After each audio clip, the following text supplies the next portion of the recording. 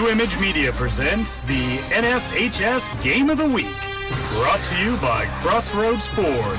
Big city deals from a dealer with a hometown feel.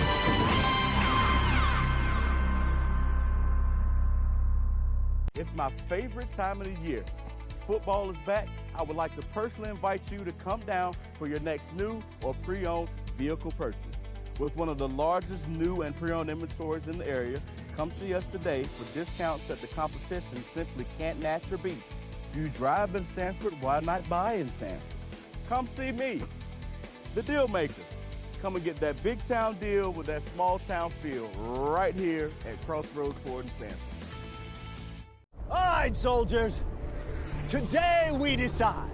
Are we going to run and hide, or are we going to fight? They think it's over. Well, they got another thing coming. Because today, we're going big. Introducing Zaxby's new signature sandwich with a double hand-breaded filet, split top bun, and Zax sauce, their new spicy Zax sauce. Only at Zaxby's. 90 years ago, First Bank was founded. You know First Bank, the one where you are greeted by name, the one dedicated to the community, and the one born in the heart of the Carolinas. We help our customers to realize their dreams by providing financial solutions and building trusted relationships. Hi, I'm David Fashee, and we are First Bank.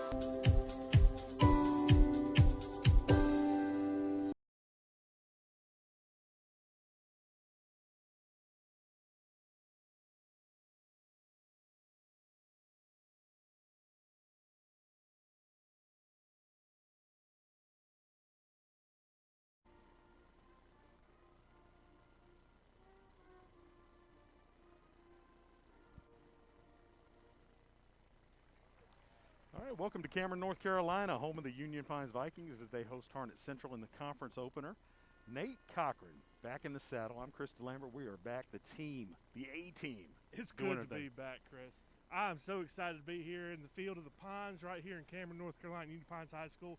It is great to be back at high school football. I've missed seeing you for a year and a half. I've missed seeing all of our fans at home.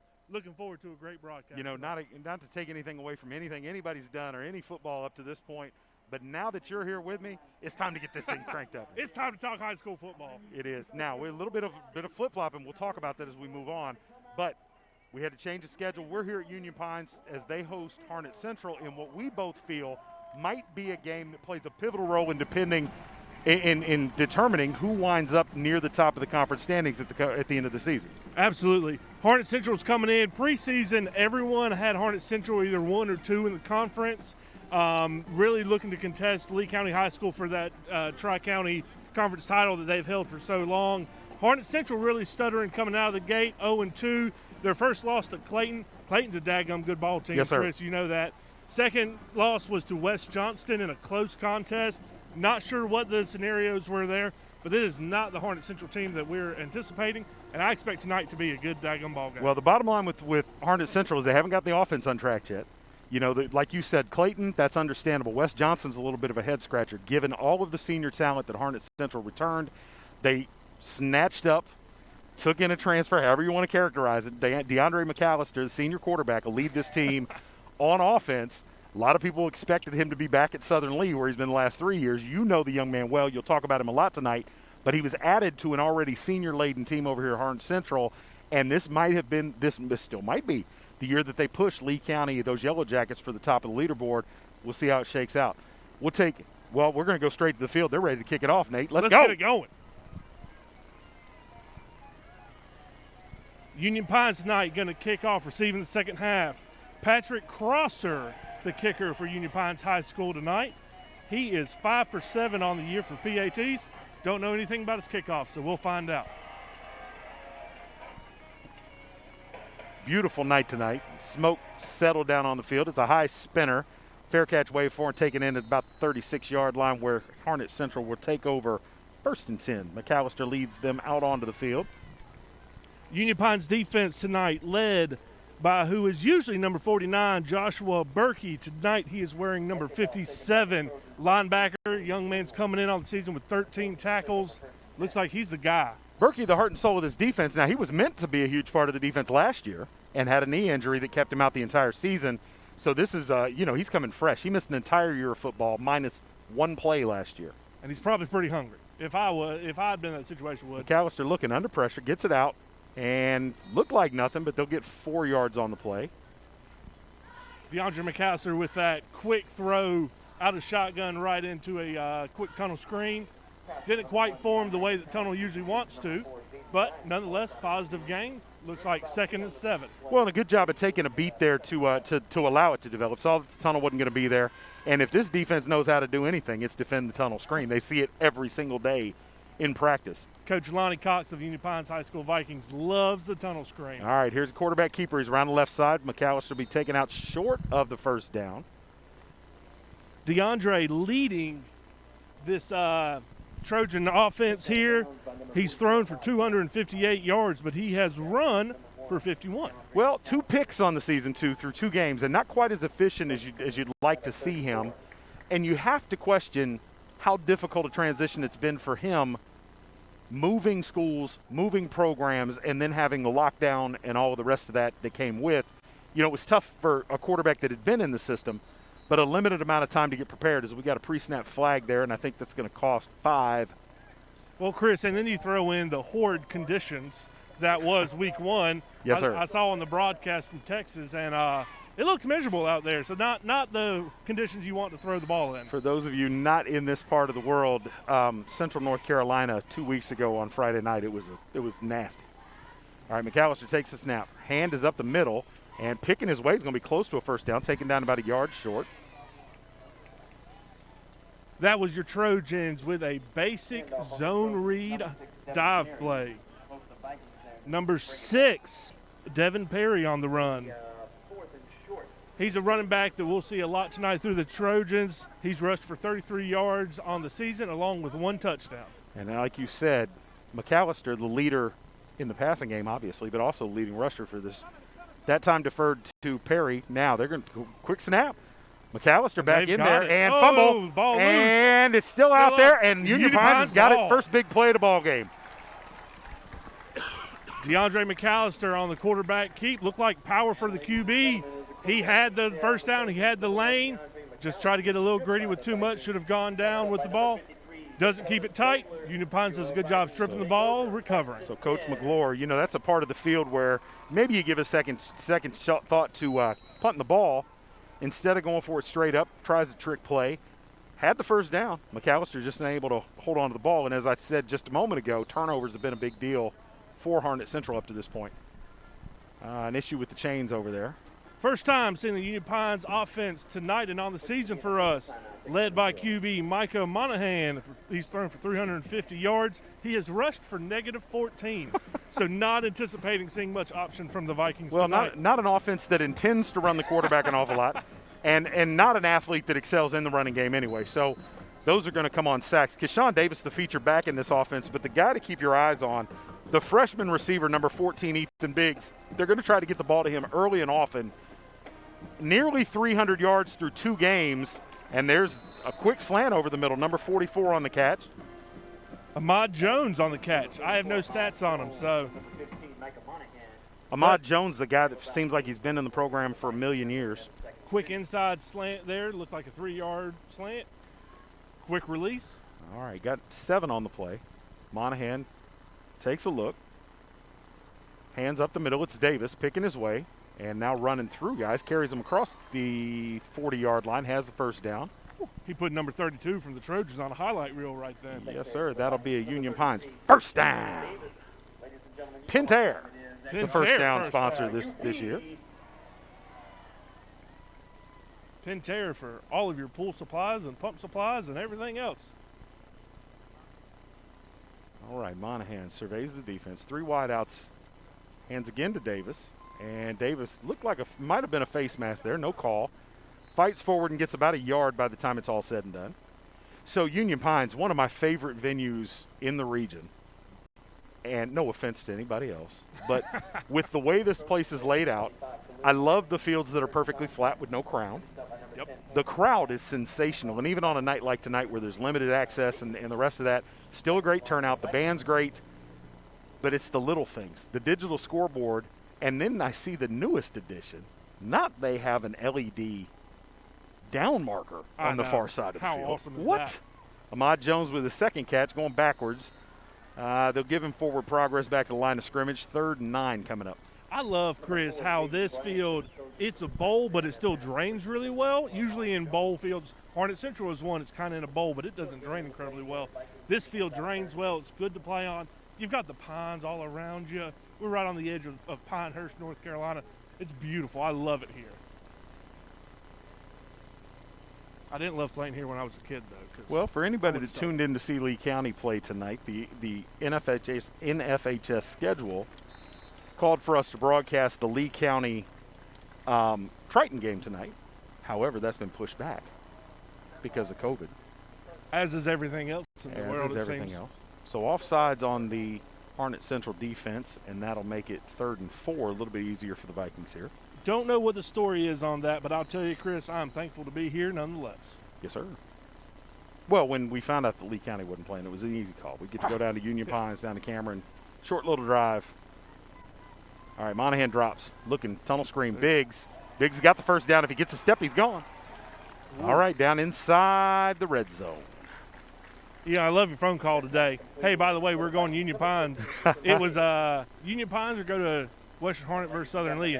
Yeah, 100% made the right decision on that one, Chris. All right, inside the Zaxby's red zone for the Union Pines Vikings. That's 1st and 10, and they're threatening. Biggs with his first reception. You can see you haven't gotten an opportunity to see him yet. He's electric. All right, Davis picking his way, and he'll have a yard, 2nd and 9. I like this Davis back. Really patient. Yeah, I'm thinking Le'Veon Bell with the. I'm just gonna, he's feeling out his linemen, pushing where he wants them to go. I like this young man toting the ball. And not everybody can do that, because once you stop those feet moving, it's not easy for everybody to get going forward again. But he seems to keep that lean, really patient. When you look, he is a bigger back. He's not your normal scat back, and he is not going down easy tonight. All right, Monahan, 2nd and 9. Inside the red zone. Drops. Looking for Biggs on the slant through. It should have been picked. He telecast that the entire way. Well, he did, and they only had one wide receiver on that side of the field, so you had 3 Harnett Central defenders sort of converged on it, and lucky to get away with it, but 3rd and 9. They'll get another bite at the apple here. Monahan's going to have to do a little bit better job surveying the field, holding the safeties and the outside linebackers a little more honest there. Well, I'm seeing the growth of an offensive coach here. Lonnie Cox, second-year head coach down here, formerly at Southern Lee as the offensive coordinator. You know Lonnie very well. Very well. So Lonnie came down here last year, and what we saw was over and over and over again the tunnel screen. We're still seeing a lot of tunnel, but we're also seeing more slants and crossing routes now too. That seems to be the next step as he sort of works out what his offense is going to be long term. All right, looks left, then throws right. Ahmad Jones juggles it, comes up with it. Got a lot of work to do, is not going to get it done. Back to the line of scrimmage, 4th and 9 coming up, and a decision for Coach Cox. What do you do here? With a kicker like Patrick Crosser, who's 5 for 7 on the year, I'd personally try to take points, but I don't know how they've practiced this. I don't know if they've practiced it. Knowing Coach Cox, Coach Burgess, Coach Giggy, Coach Patterson of this staff, I have strong faith that they've practiced it, but I don't know if they're comfortable doing it or not, so I bet they go for it. Well, field goal attempt to be about 35 yards from the right hash here, and being on the hash on the far side of the field might have something to do with how they feel about it. Unless they're trying to draw a penalty here, looks like they're going to go, and they fake to Davis, throws it backwards to Ahmad Jones, who's still got work to do. Slips, keeps his footing. He's going to be dragged down short of the 15-yard line, and that'll turn it over. Harnett Central will take over 1st and 10 at the 17, going the other way. Don't like that play, Chris. You know. That's okay. That's okay. A little bit of a bubble screen there from the wide side with motion. Well, it seems to me like you're relying on everybody biting on the motion to the other side of the field, and Harnett Central played it pretty honest. Yep. As you would expect, I would think, in that sort of down and distance. So maybe a little optimistic. But nonetheless, leaving the defense in a good spot, having Harnett Central back on their own 15, 16-yard line, they've got a long way to go. And this Viking defense, from what I've been able to tell, is pretty stout this year. So we've got the work cut out for them. All right, McAllister with 4 wideouts, 3 to the left. Now he brings a man in motion. That'll balance it open. He's going to stop in the backfield. Up the middle to Perry. Union Pine's trying to rip that ball out. Forgot to take the man down. He still fights. He's going to get 12 by the time it's all said and done, and a first down for Harnett Central. Something we saw there from Union Pines that is a little obscure. We had double 3 technique in a 4-man front, so leaving A-gap on both sides open. I don't know if they have defenders that can double gap that or if they're overloading with linebackers, but if they're going to give you that, expect a lot of dive. So when you see that as a high school quarterback, are you adjusting to it, or is that something you had game planned in and you just got lucky with the formation? I think you probably got lucky with the formation. All right, man in motion. Going to stop in the backfield again, this time to Perry again up the middle. And this time won't have near the success. Gets about, no, they're going to mark him down right around the line of scrimmage. 2nd and 10 coming up. So this has been a pretty quick first quarter. We're down inside 5 minutes. Still scoreless. Harnett Central, just like most teams in this day and age, no huddle. However, they run a very deliberate pace. You see a lot of teams that will get to the line of scrimmage, get set up, and then look across the field to get instructions. They seem to do it, take those instructions before they approach the line of scrimmage. A little bit different wrinkle. McAllister fakes the hand on the reverse and keeps it, gets stuck after a 4-yard gain. That'll bring up 3rd down. It's another zone read with jet motion there, Chris. Nothing too fancy, but if you don't honor that jet, it can really bite you pretty quick. Well, what's it been when we first saw the jet? 20 years now? Well, we ran it when I was in Pop Warner, so. Might have been ahead of your time, you know. But that jet sweep, you know, I was an adult when it came into, it became part of the norm in football. And at every level now, even in the NFL, you see the jet. More often you see the jet in the NFL now on that little pop pass, which is the latest wrinkle to it. Yep. I have a very strong personal feelings about whether that ought to be considered a pass or a handoff, but I digress. There's a screen, and that's a miscommunication. Looking for number 5, who didn't realize he was supposed to be the target of the screen. He was downfield trying to block. And Harnett Central not much after the initial first down on that drive. So from their 33, they'll punt. Clock stopped, 4:14 left in the quarter. Union Pines with number 1, Mason Deere, back to receive this punt. From what we saw in warm-ups, this is about a good placement for him, right about the 35. Right, high snap, and Union Pines good pressure, high hanging kick, but it's short, and it'll go out of bounds just about midfield. Walking, going to stop at about the 47-yard line. So Union Pines will get the ball back in plus territory. Well, he ran past that. I thought, he really missed the spot on that one. Yeah. But he corrected it. Well, and he actually did what's supposed to be done. We don't necessarily always see that at the high school level. And for those who don't know, what happens is the side judge there will go down and start walking back toward the punt, and the back judge is actually lining up where the ball bounced from where the punter was at. And when the official on the sideline gets to that spot, there's Ethan Biggs, and had a step underthrown by Monahan by just a little bit. Tried to make a play on the ball, but a good break up there. Number 3, Khalil Cameron with the break up from Harnett Central. I don't have any stats on him besides that. But so the official on the sideline is where he intersects and where he crosses over the sideline with where the ball went out of bounds. When it's all lined up, he's told to stop, and that's where the ball's spotted. He did it right. He did. But you rarely see it He that did way. run past it substantially, and I thought the same thing. What was he looking at? But he just doing a little much. It's all right. Monahan, 2nd down. Jones in motion, and pre-snap penalty. This one I think is going to be a procedure call against the Vikings. And it is. Ooh. That'll cost them 5. And this, these passing offenses like Union Pines need to stay ahead of the chains because they're not meant to go down the field. They do that kind of keeping the defense honest. Yep. What they want to do is hit you 5 and 6 yards at a time and eventually spring one. Well, they had just attempted a downfield pass with what looked like a hitch and go to the outside to number 14, Ethan Biggs. He seems to be the man in this receiving corps right now. If he's not now, he will be soon. course, Ahmad Jones getting a lot of attention early. Looking for Biggs again, got him on the slant, and running almost parallel to the line of scrimmage at that point. That was an interesting route. One of the tougher balls to catch is when you're running back toward the quarterback at full speed, and that's about what he was doing there. That is a very tough throw. I do think it was a little bit on the outside. I'm not sure if that was a slant that was cut short or if it was an in route that was poorly thrown. I don't know what the decision was there, but regardless, it's incomplete. 3rd and 15, and Union Pine's looking for a big play here. And now we've got pre-snap whistles, and the officials will come together and try to sort this out. What are we looking for here, boys? Well, so it's a clock issue.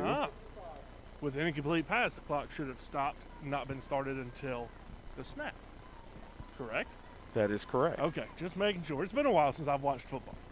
And I'm never sure until we get there, and then I lose sight of it. But the play clocks, the play clocks are not running tonight, which means that there's either a malfunction, they don't have a certified operator. It could be in a lot of things, but they're not on. So that's being kept on the field as well. All right, Monahan, 3rd and 15. Takes a snap. Looking down the field. Biggs down the left side. He's got to step if he can catch up to it. He's got it, and he's into the end zone. Touchdown! Union Pines, 52 yards. That's one special freshman, Mr. Cochran. The go route was more than the Trojans could handle there. Mr. Biggs, there was nothing special about that route. He just flat, plumb outran them. Looked like Harnett Central there was in a cover 3 that did not get covered. Union Pines on for the extra point. Back to our man, the kicker. Crosser on that extra point. Crosser. Now, extra points played a key role in Union Pines' loss last week. They scored early and missed the extra point, and then when they went up 12-6 later in the or 12-7 later in the game, they decided to go for 2, were unable to convert, and those missed conversions ended up being the difference in a 14-12 ball game.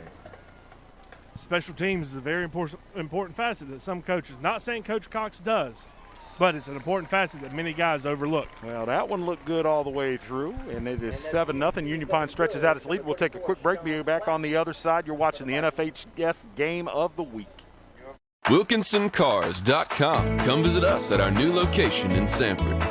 With the same great staff and the same great service. Test drive one of our many different vehicles.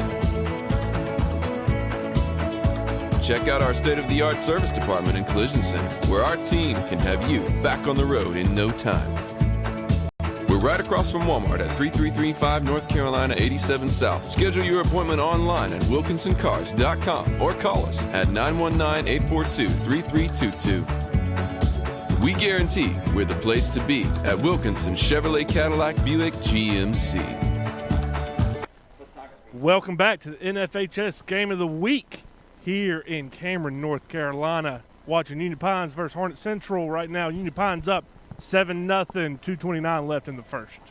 All right, Nate. So we said in the pregame, this Trojan offense for Harnett Central really sputtering so far this year, and that's been the story thus far. A couple of first downs, haven't made any plays when there have been opportunities. The McAllister fumble was a big play. They've got to get this offense going because it's pretty clear Union Pines is going to put some points on the board tonight. All right, this time the high spinners return. Number 2 on the carry.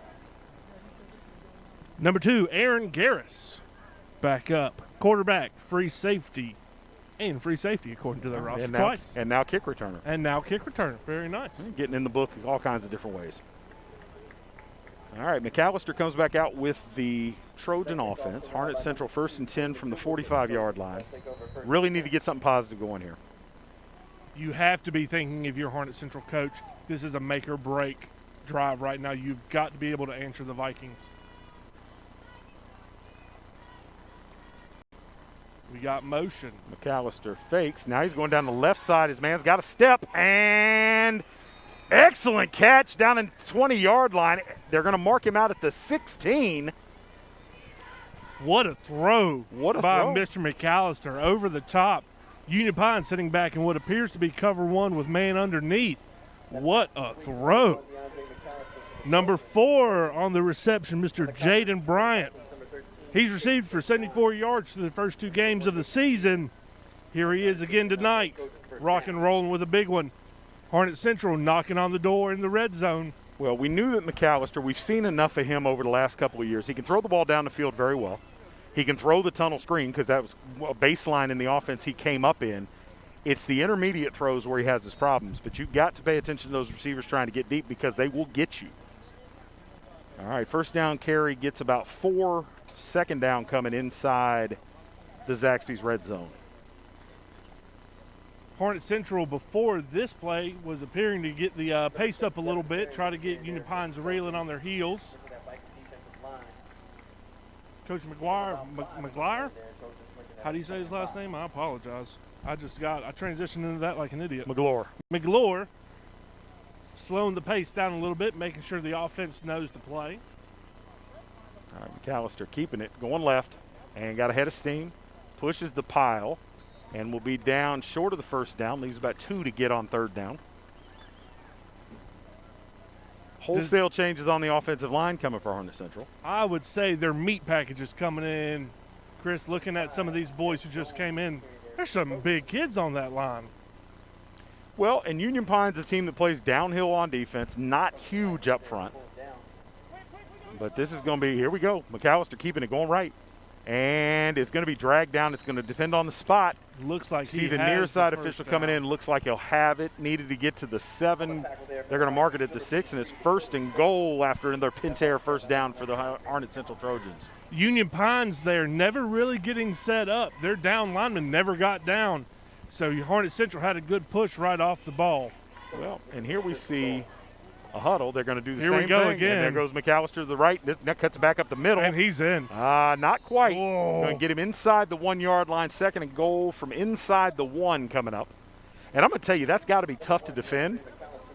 And, you know, we talked about the methodical pace early for Harnett Central, but out of this package, they're running to the line and snapping a football. There's McAllister one more time, wrapped up and kept out of the end zone. Wow. 3rd and a foot from the goal line coming up. What a stand there for Union Pines. Still got 2 downs to go, though. Look for all intents and purposes like that one was going in and stood up there at the goal line. We've got an injury timeout on the field. Looks like a Union Pines defensive lineman might be cramping. All right, while they tend to the injury, we'll take a break and be back on the other side. You're watching the NFHS Game of the Week.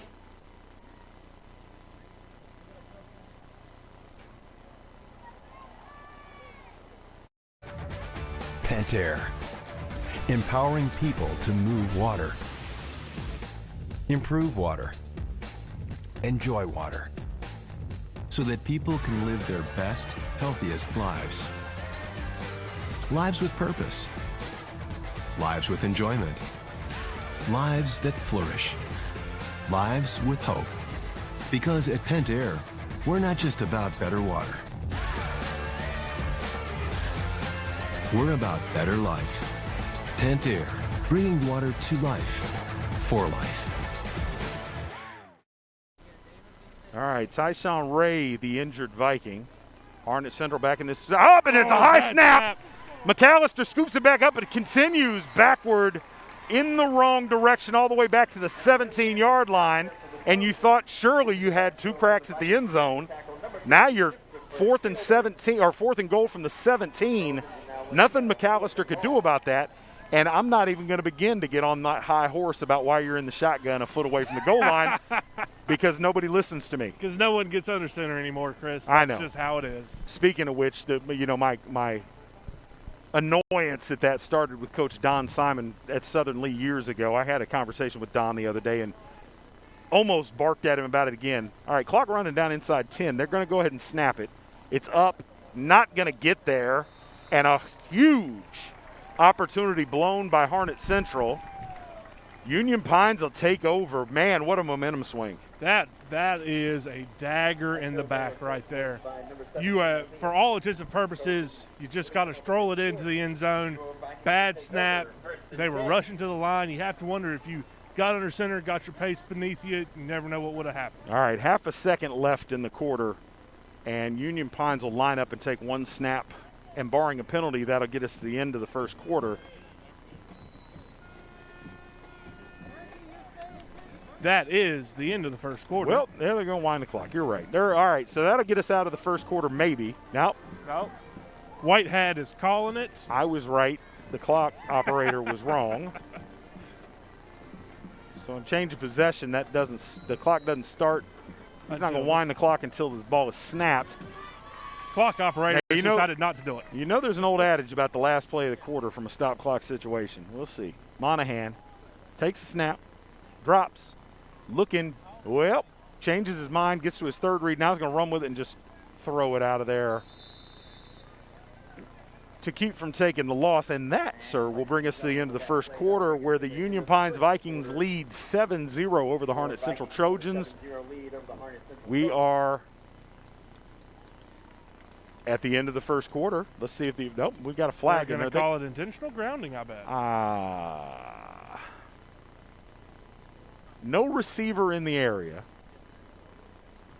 He had broken the pocket, got it past the line of scrimmage, which at most levels of football means that it's not grounding.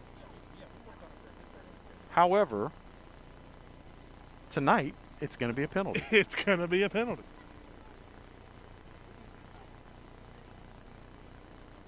And if I'm not mistaken, it will also be a loss of down. Yes, sir, it will. So it's going to be spotted at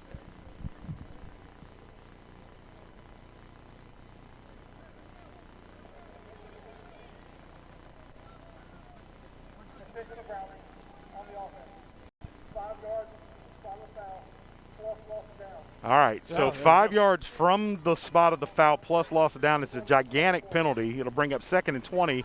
When we come back to start the second quarter, we'll see you on the other side of the break.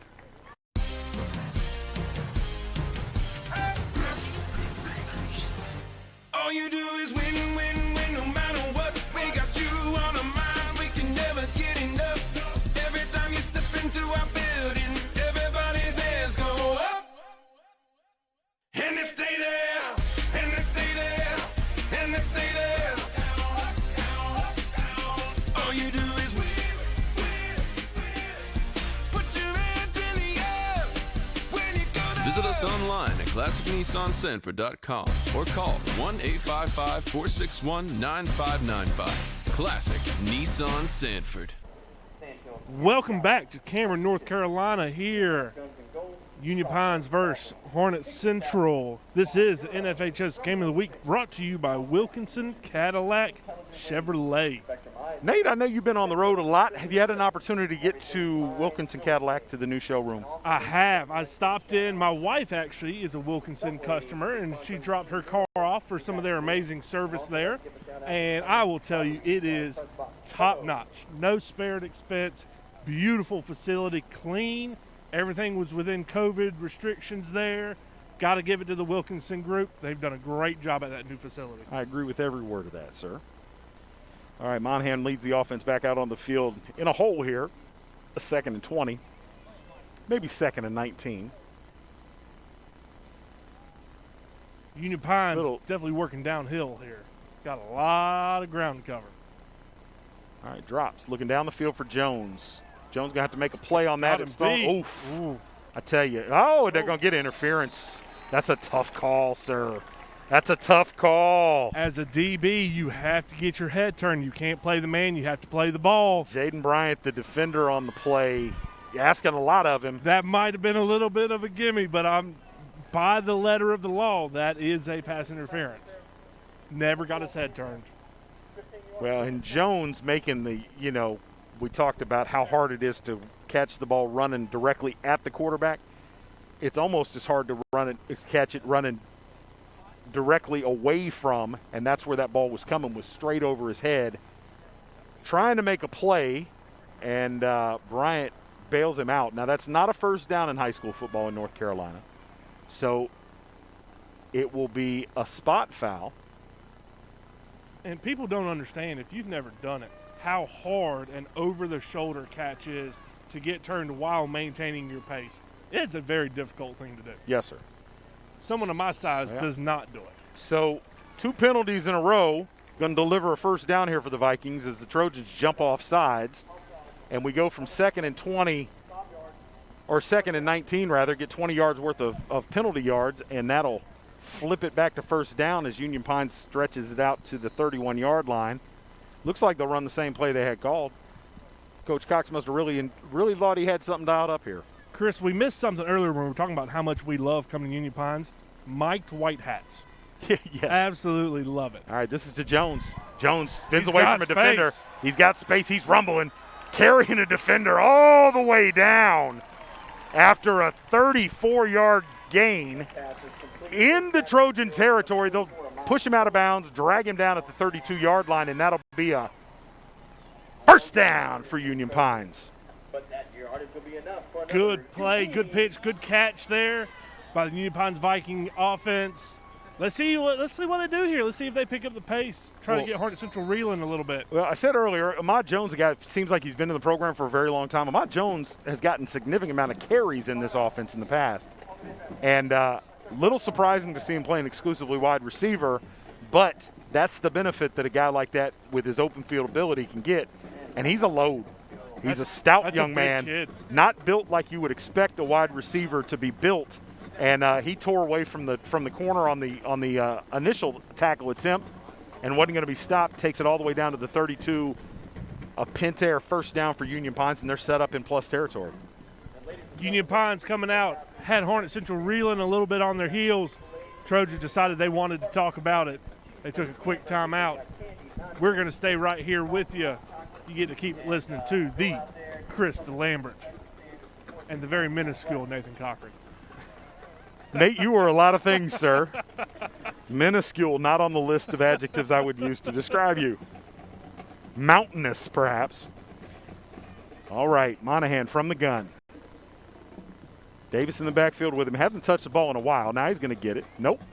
There's a fake. Oh, wow. Fakes the rollout. Now throws the little screen and gets about 7. Neat little play there. That is an incredibly difficult play as a quarterback. Yes, sir. For people who don't ever get the opportunity to play this position, that catch was by number 1, Mason Deere. Being able to run, keep your shoulders square, and complete that pass all while moving is not an easy thing. Well, and not only while moving, but keeping your eyes down the field and then averting them back up. That was quite an athletic play by Monahan. I'm impressed. Very much. I'm impressed. Number 5, Brett Clemens coming in. The original outside linebacker. Looks like he's coming in for a little bit of a play a tight end position here. Rabbit tight end. Yeah. Now, as a number 5, he is an eligible receiver there. All right, Monahan surveys the field. Going to keep it rolling to the right, throws it short, and got Deere, and going to take a loss there. They go from 2nd and 4 back to about 3rd and 9, trying to do sort of the same thing to the other side of the field, and they didn't fool Harnett Central this time. 3rd and 7 coming up. Number 3, Khalil Cameron there on the coverage, read that the entire way. This young man was the one who earlier on the opposite side of the field has the big breakup against Biggs to prevent a touchdown. From first half, it appears this is the man on the defense. All right, Biggs on the far side of the field with all that space. You got to do something with that here, I think. 3rd and long coming up. We'll see. Nope, looking the other way. Going down the field for Jones. Needs him to make a play. Overthrows everybody. Overthrown. Jones with a bit of a flop there. And they get nothing. 4th and 7 coming up. Decision time for Coach Cox, and I think the offense is going to stay on the field. No Actors Guild award on that one. No, that was optimistic at best. Yeah. Look at that young man, though. He looks more like a daggum fullback than a wide receiver. All right, Union Pine's going to take a timeout to talk about this 4th down play. We'll take a quick break. You're watching the NFHS Game of the Week.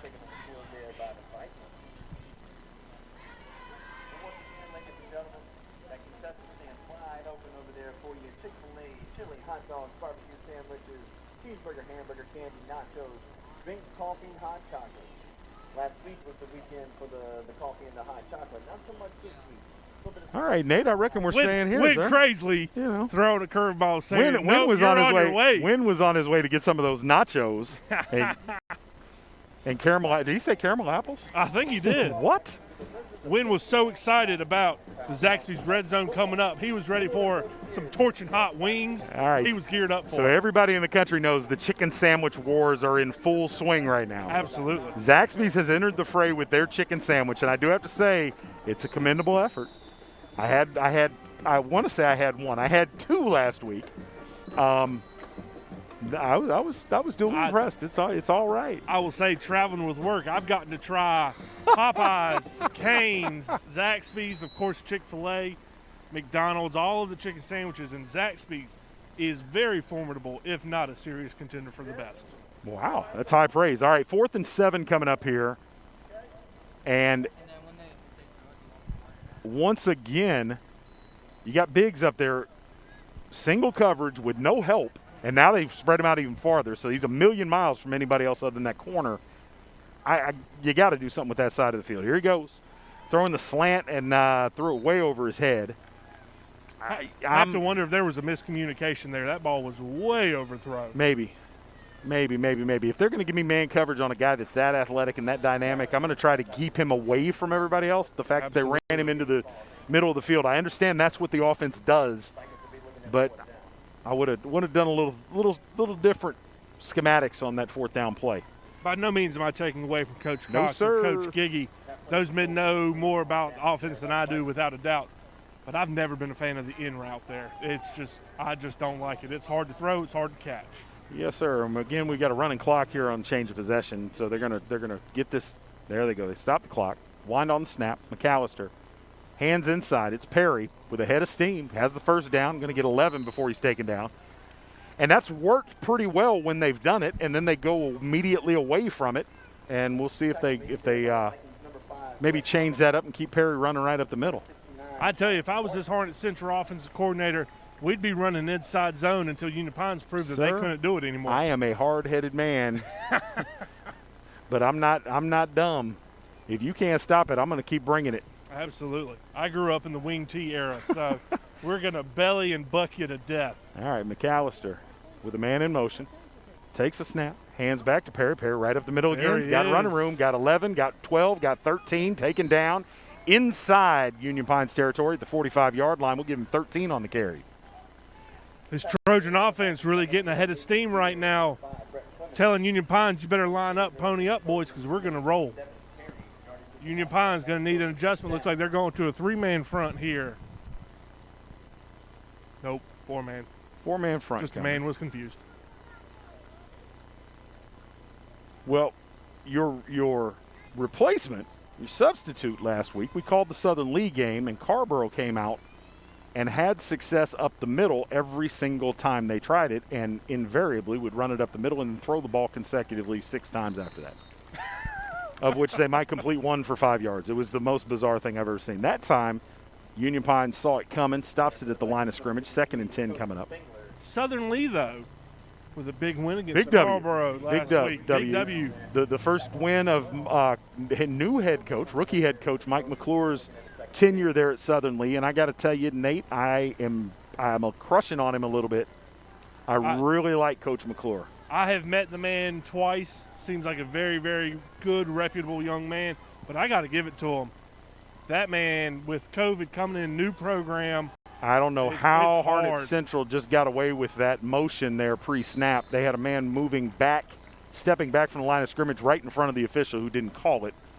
Nonetheless, it's an incompletion down the field, 3rd and 10 coming up, and maybe there is a late call coming here. Nope. Let him go. Coach McClure, very intense guy. No nonsense, stickler for details. They're going to pick that. Well, we just watched it, sir. Well, anyway, it's only their 3rd game in a year and a half. True that. So 3rd and 10 coming up, 7:35. The Harnett Central Trojans looking for a big play here, trailing 7-0, 7.5 minutes to go in the first half. But yeah, Coach McClure, not only a young coach, he was a coach that was hired late in the hiring cycle. All right, fakes the screen. Nope, now comes back to the screen. And it's Jaden Bryant on the reception, and a huge play made by Ahmad Jones there to break that up, because that could have gone for a long way. Union Pines read that the entire way. They're sticking in there cover 1 with man underneath. They played good disciplined defense right there. Good job by the Viking D. And McAllister able to keep that alive a lot longer and draw that out. It's hard, every beat that goes by, it's harder to maintain that discipline. But Union Pines stayed home and not only prevents the big play but causes a short loss. 4th and 10.5 here, I think. One thing to watch, McAllister can do a quick kick because I coached him in it. All right, he's going to roll right, looking down the field. Nobody there. Oh, my goodness. And airmails the receiver who was late breaking toward the sideline. 4th and 10 coming up. The last time Harnett Central lined up to punt the ball, we got a fake. McAllister was in the game, though, as a protector that time. He goes to the sideline. So that particular play probably comes out of the list of possibilities. Was actually a pretty decent play call. Had the man available, just didn't connect. A lot of defenders over there. It was congested. He had a guy that broke open late, but and rolling, that's hard. Yes, sir. That's a hard. And run. we talked about the fact McAllister, good down the field, good in the short game. Those intermediate routes like that, not his forte. So asking a lot, and it was covered well by the Vikings. Monahan on 1st and 10 gets it out quick. Ahmad Jones on the right side takes it back toward the middle. Big hit, breaks out of it, spins off, and fights out of another tackle and gives up that forward progress. Nope, they're going to give it back to him. They're going to mark him all the way back at the 44, which saves about 5 yards of field position. That's a curious spot. It's a little gracious by the Zebra crew there. The Vikings will take it, however. And, we talked about how stout Ahmad Jones is built, showing it there as he was bouncing off tacklers, but he kept bouncing backwards. Bounced the wrong way. Yes, sir. 2nd and 11 here. Now, I think we're going to get, we're going to get a timeout. Monahan's coming to the sideline. There's a conference going on with Coach Cox and Jones and Monahan. They seem to all be on the same sheet of music now. And clock winds inside 6.5 minutes to go. Union Pines nursing this 7-0 lead, looking to add to it before halftime. Monahan from the gun. There's a snap. Looking right for Jones. Jones got a step. Down the right side. Jaden Bryant made up that step and then some. And Jones goes tumbling out of bounds. The ball was over everybody. And there's a flag in the backfield. Let's see what we've got. It's either going to be a hold or a late hit on the quarterback. Another good play and there. It is dead ball. That is going to be. Oh, well. Yeah. Roughing the quarterback. There you are. So another big penalty by Harnett Central. And that will be a Pentair first down for the Vikings. All right, that takes them down to the 41-yard line plus territory. Clock stops 6:08. And that was a freebie. Too many of those tonight for Harnett Central. Another great defensive play by number 4, Jaden Bryant. I like that young man. Yes, sir. And playing both ways, too. He's playing a lot of football. I think he's been on the field every snap so far. Big stature. Yep. And this is a conference, at the cornerback position especially, there's been a lot of talent come through this conference in the last 3 or 4 years, led by young Nate Thompson, who should be playing a huge role at Duke this year as he becomes an upperclassman. I ran into Nate not too long ago. He looks like a completely different young man. That's what that's what all that D1 cooking and weight training will do. 44 protein shakes a day. Yes, sir. All right, incomplete down the field. 2nd and 10 coming up.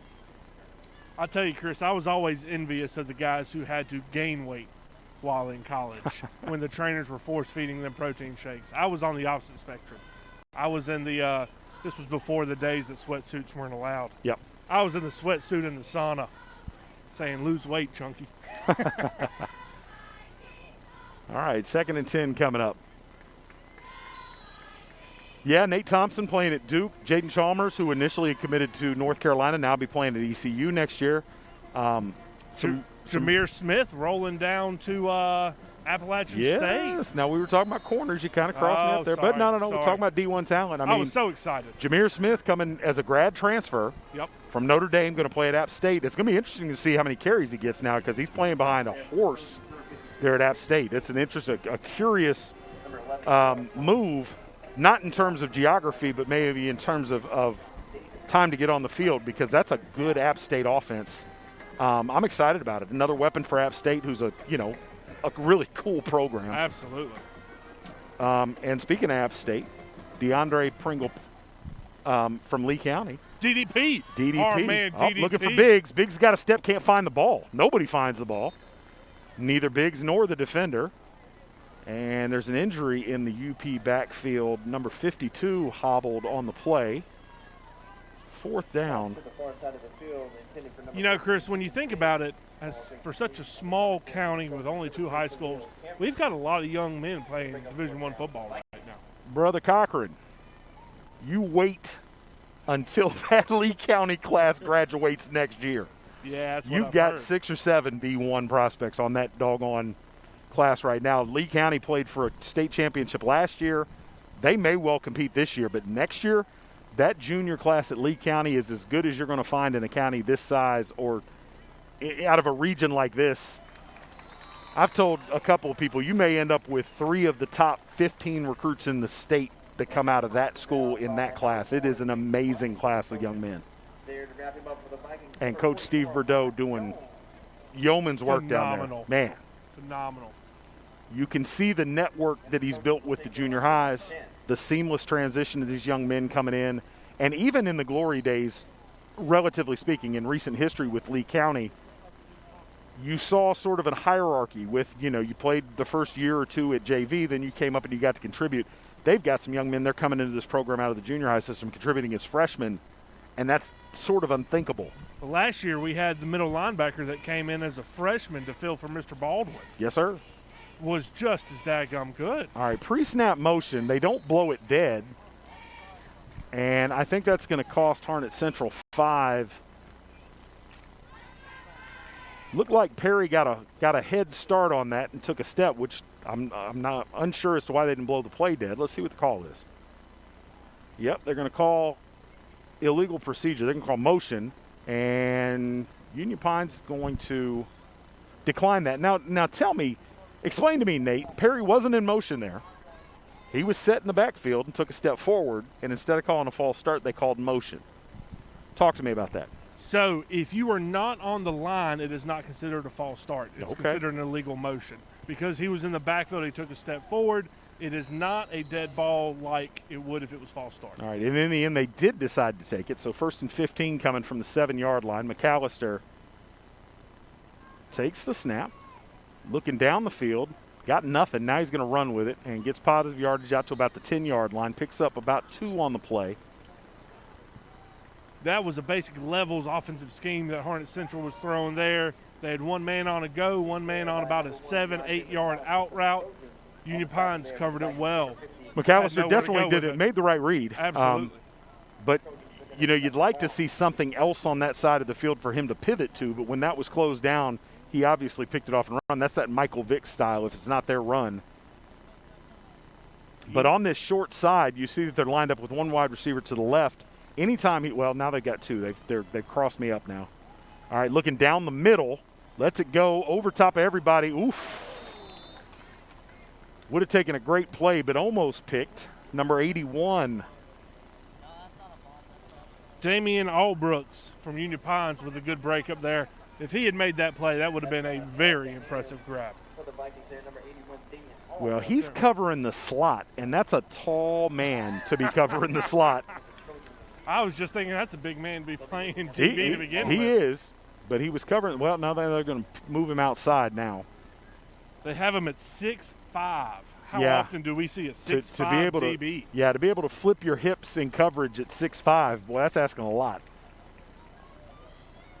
But nice play there. All right, McAllister on a big 3rd down, scrambling, rolls to the right, running out of time, and great throw and catch.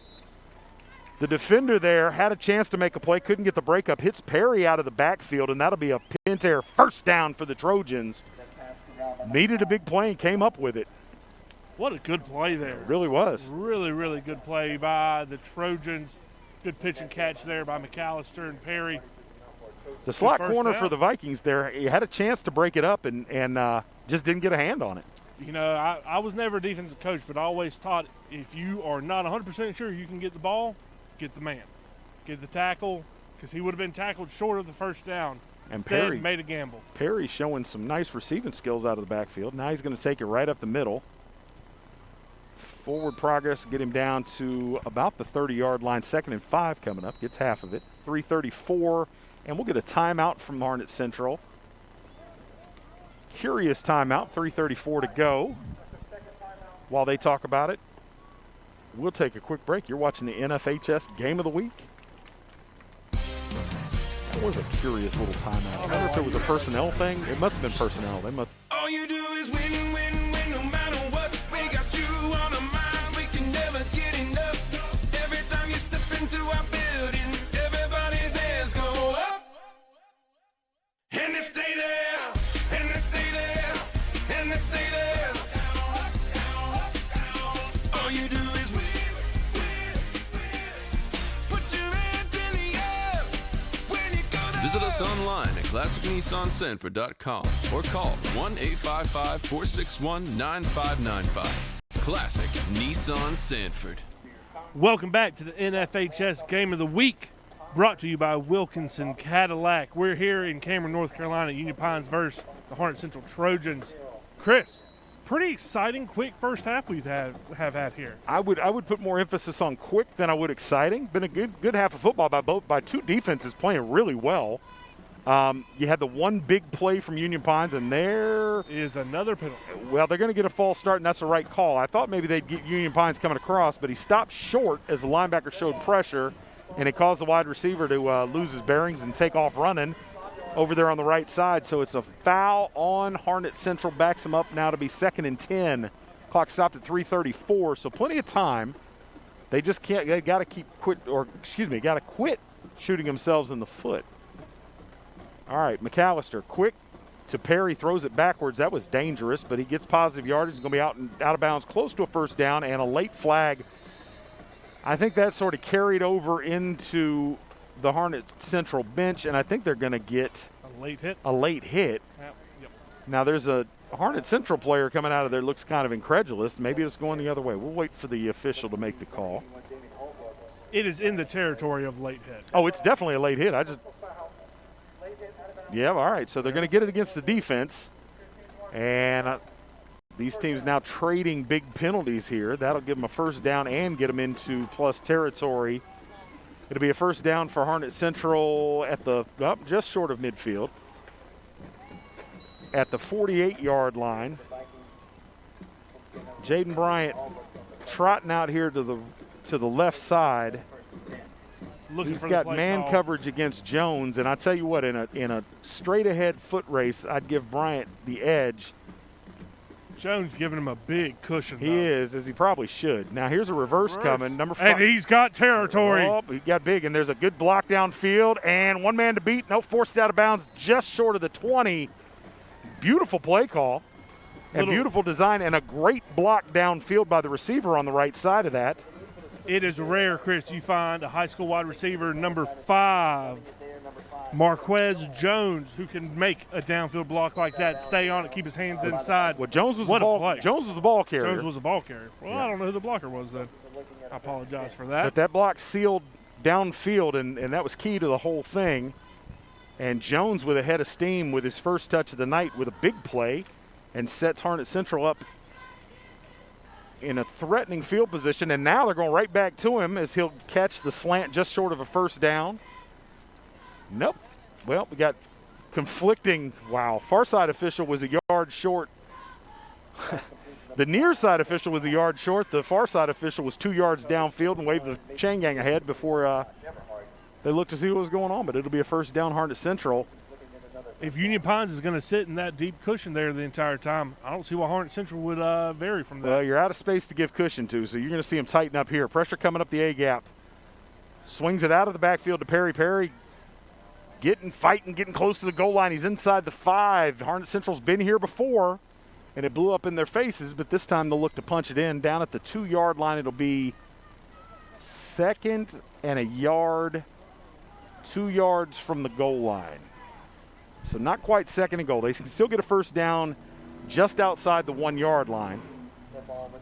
Now, we saw that big package come in, and it worked effectively. It got them down to the 1-yard line until the third down snap went over McAllister's head and ended up in a 16-yard loss.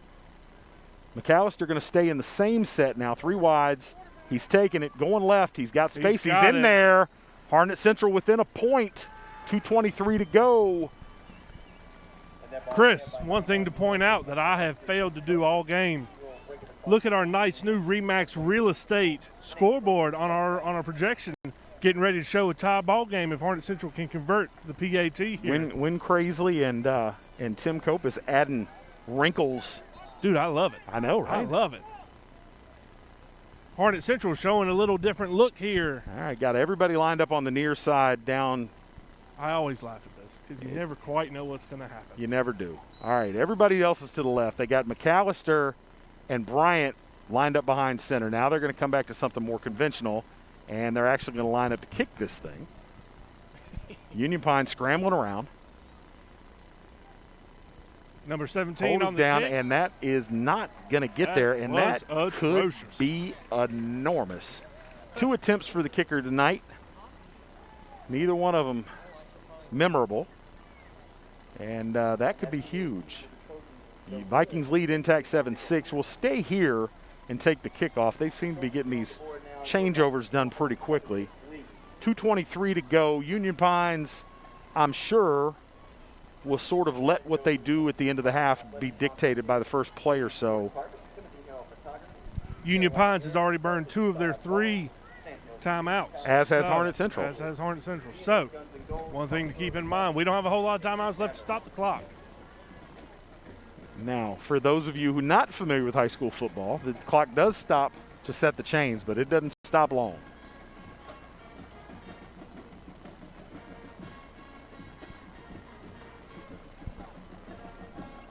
Harnett Central back. Jones and Deere back to receive the kick. And this is short. It's on the ground. That's problematic. Oh, and now the ball's out, and it's recovered by the Trojans.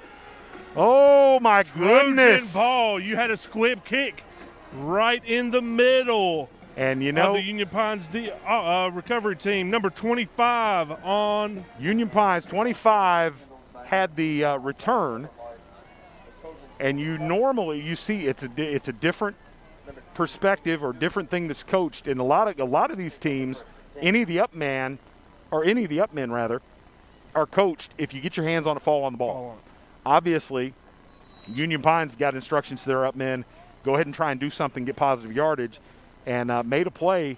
But that ball was punched out of there and recovered by the Trojans, and now set up at the 36-yard line, 1st and 10, with a chance to get another one. Looking for Bryant, and that's going to be a flag down at the 2-yard line. That'll be a first down for the Trojans. We saw that exactly the opposite way just a little while ago as Jones was impeded by Bryant. This time is Jones getting to Bryant a beat too soon, and that'll be a pass interference call. That was probably the best thing that Union Pines could have done there because Jones was beat deep. First down. This will take them all the way down to the 21-yard line. Chris, what a momentum swing coming into the half. If Harnett Central can put points up here on the board. It's a gut punch. It is a gut punch. We'll get to see how Union Pines responds. All right, I'll be interested to see the play call in here because the Trojans might want to take the air out of the football a little bit and run this clock down to next to nothing before they try to punch it in. Right now it's stopped with 2:09 to go, only 21 yards from pay dirt. McAllister drops the ball and goes down. Well, that's going to run some clock, and I don't know that was intended that way. I don't think that was the play call. So 2nd and 15, McAllister just falls on it, and he gets up a little gimpy. Keep your eye on that. Big part of McAllister's game is his athleticism, and I'm sure, got a little bit of a stinger. That always stinks, man, going down on the ground knowing that you've got guys coming on behind you going to hit you. Number 53 from Union Pines, Dakota Spangler, the second leading defensive player on this Vikings defense with 10 tackles on the season before tonight, making sure DeAndre was down and accounted for. All right, McAllister looking for the screen, throws it, and it's picked. Horrible decision. That really bad decision, and I wonder if the fact that he wasn't really feeling his legs at 100% might have had something to do with it. He's really slow getting up, but the screen was set up, and we've seen Union Pines, you're running against a screen team. They see it. They know what it looks like, able to pick it off. Dakota Spangler, whose name you just dropped with the big play, turns it around, and just like that, Union Pines going the other way, 1.5 minutes to go. 1:34 left on the clock, and still enough time that this Union Pines team can do something. Ethan Biggs and Ahmad Jones out wide for this team can both go a long way if they get into some space. If I know Coach Cox like I think I do, I think he's going to run for it, though. I'll tell you, I think he's going to try to put points up right before the end of the half. Oh, I tell you what. Now, again, Biggs is to the far side of the field. All that space out there. He's got man coverage. And they've got – now, Harnett Central's got their number one guy on Jones down here on the near side. Now they're going to burn their last time out. Little communication issue right there. So we'll take a quick break. You're watching the NFHS Game of the Week. We'll come back to see if Union Pines can take advantage of the momentum swing. Are you ready to sell your home and don't know which realtor to choose? Well, not all realtors are the same. I'm Crystal Copas, and I don't just stick a sign in the yard, throw it in the MLS, and hope to collect a commission. I provide a customized marketing plan that includes professional staging, photography, videography, and drone at no cost to you. Contact me, Crystal Copas, with RE/MAX Real Estate Service, and let's get your house sold. 919-356-5402 or visit me at crystalcopas.com.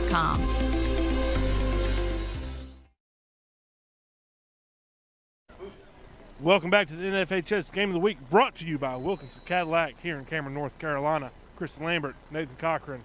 Watch the wheel route here to Biggs. All right, a lot of space. You're calling high side of the field.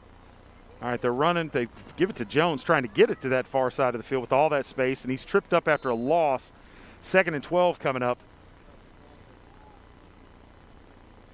Not what neither one of us predicted there. Not where I was going to go with that. But I do have to say that's a relatively safe play, and Union Pines gets the ball back to start the second half, so that may be playing into the decision-making.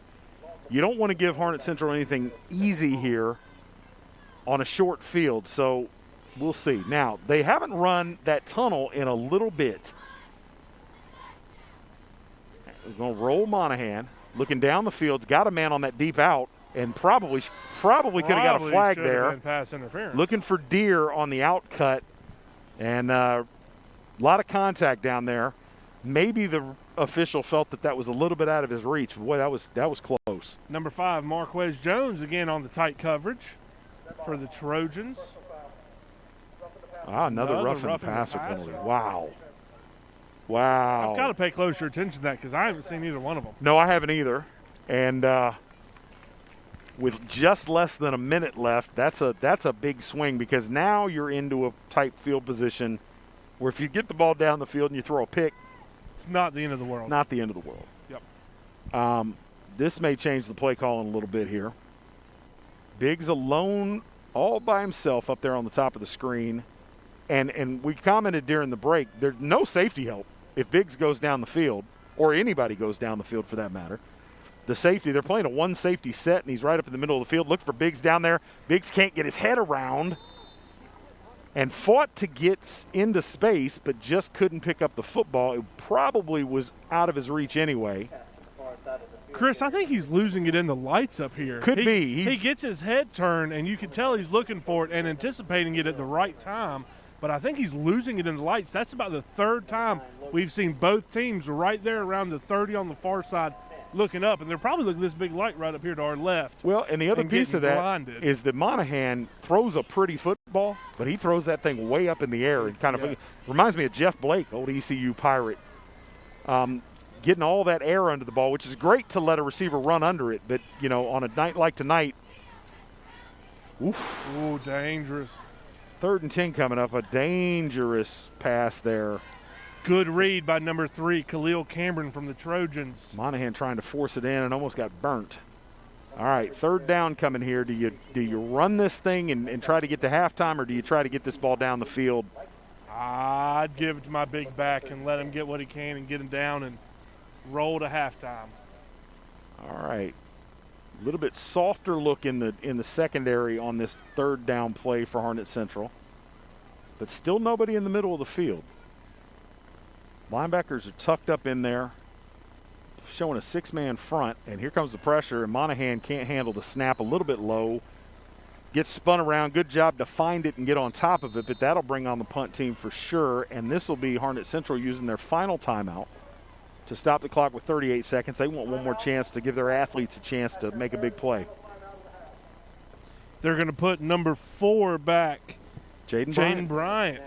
Our man, he seems to be the guy on this Harnett Central team.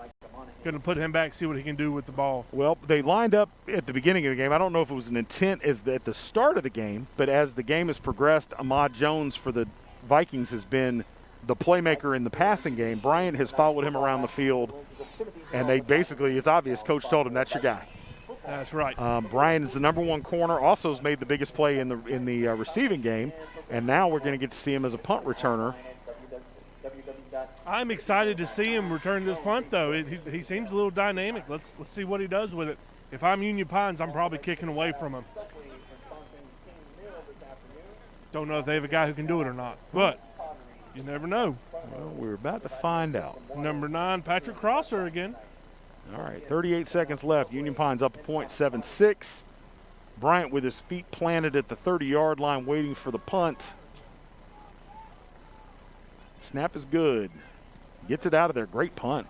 And does manage to get it past Bryant. Bryant's going to let it bounce. Had a chance to play it off a hop and decides not to. Good punt by the Union Pine Vikings. All of the kicks and punts we've seen tonight, that was the best. It's going to roll dead at the 14-yard line. Little less than half a minute to go in the half, and now Harnett Central's backed up. I think we're going to see Perry with a belly play and go to halftime here. If I was head of this Harnett Central Trojan team, that's what I'd probably do. Probably try to dive it down, get your players to halftime, regroup. You're only down 1 going into halftime. There's plenty of ball game left. All right, everybody's got their instructions. Devin Perry in the backfield as he has been all night, along with quarterback DeAndre McAllister. Number 1, the senior, calls out the signals, brings a man in motion.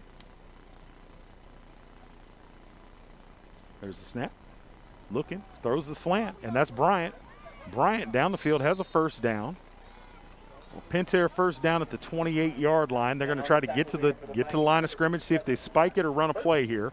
Clock is stopped, 23 seconds to go. There it winds and spiked. They're going to stop the clock with about 22 to go.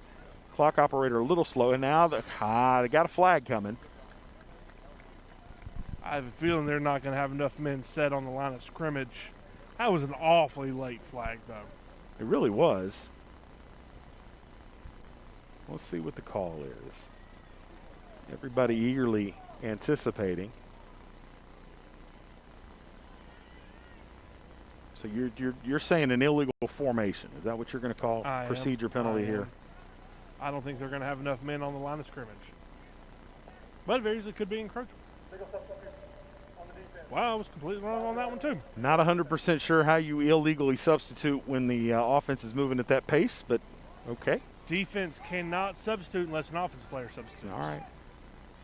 You rarely see it called, and I'm surprised it did. That's what I'm getting at. All right, 1st and 5.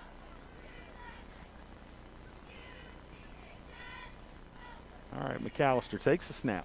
Looking down the field, looking down the seam. And now outside. Overthrown. Dangerous ball, though. They've got some athletes on this Harnett Central team. I do worry a little bit that these guys that are doing double duty as receivers and defensive backs are going to get run into the ground by the 4th quarter. That was number 5 for Harnett Central, Marquez Jones, giving it all he had, laying out for that ball. Got to love the effort from the young man. Just wasn't quite enough. Yeah, Jones and Bryant, both of them explosive athletes lined up together on the near side here. This is the short side of the field. 15 seconds to go. McAllister looking, oof. I tell you what, Jones came across the middle and got walloped by Berkey. And ladies and gentlemen, into the backfield there. That's going to take us, it looks like, to the end of the half. Wow. What an end to the half. Jones got popped on that route. And ladies and gentlemen, that will take us to the horn that signifies the end of the first half. We'll be back on the other side with the halftime show. You're watching the NFHS Game of the Week. I'm Chris DeLambert. This is Nate Cochran. We'll see you in just a moment.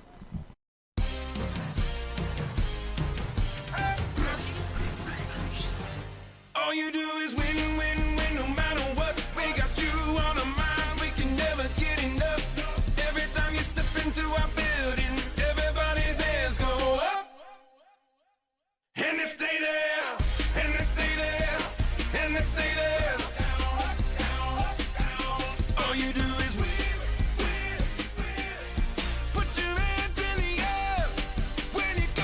us online at classicnissansanford.com or call 1-855-461-9595. Classic Nissan Sanford. Welcome to the Classic Nissan Halftime Report.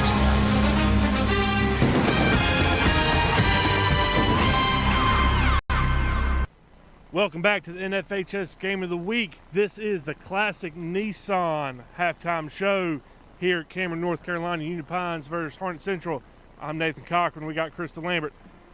Drop some knowledge on me, Chris. I'm ready for it. Well, first of all, let's thank Classic Nissan for hosting the halftime show. Classic Nissan will also be host to this week's Coaches Show. There we go. Going back old school. Classic Nissan's been the host for the last couple of years exclusively. This year we're kind of rotating, moving it all over the city. This is Classic Nissan's week, and I can't wait to see the staff over there. A lot of sports guys. You know, the Lee County ties are deep in there with football parents and former players and the rest of that. So that's always a lot of fun. Can't wait to get over there. If you have the opportunity, 7 o'clock Monday night, tune in on the NFHS Network, the Zaxby's Coaches Show hosted by yours truly. Nate, if you're around, come on in. Oh, you're going to be out of town, aren't you? I'll be in Louisiana. Wow. I'd love to be there. I love doing the Coaches Show. You know, last year you were studying for a final, and I took over. I was trying to audition for a job there, but you knocked me back out. I'm not there yet. I'm not there yet. One day. It's something, and you may not know, we've expanded the format this year.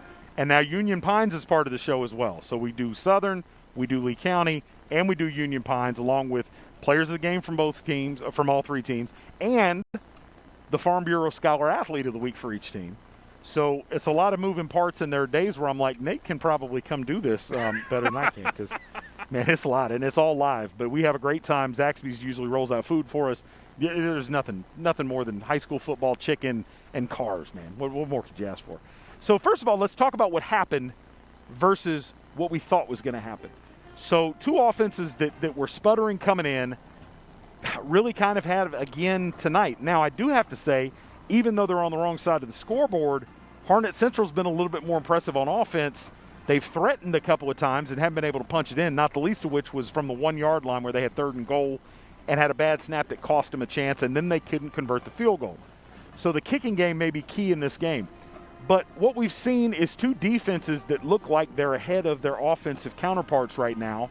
In the case of Union Pines, I'm a little surprised by that maybe. You've got an offensive a staff that's dominated by offensive minds. That's what they do. But really kind of not able to get untracked, I guess is what I'm looking for.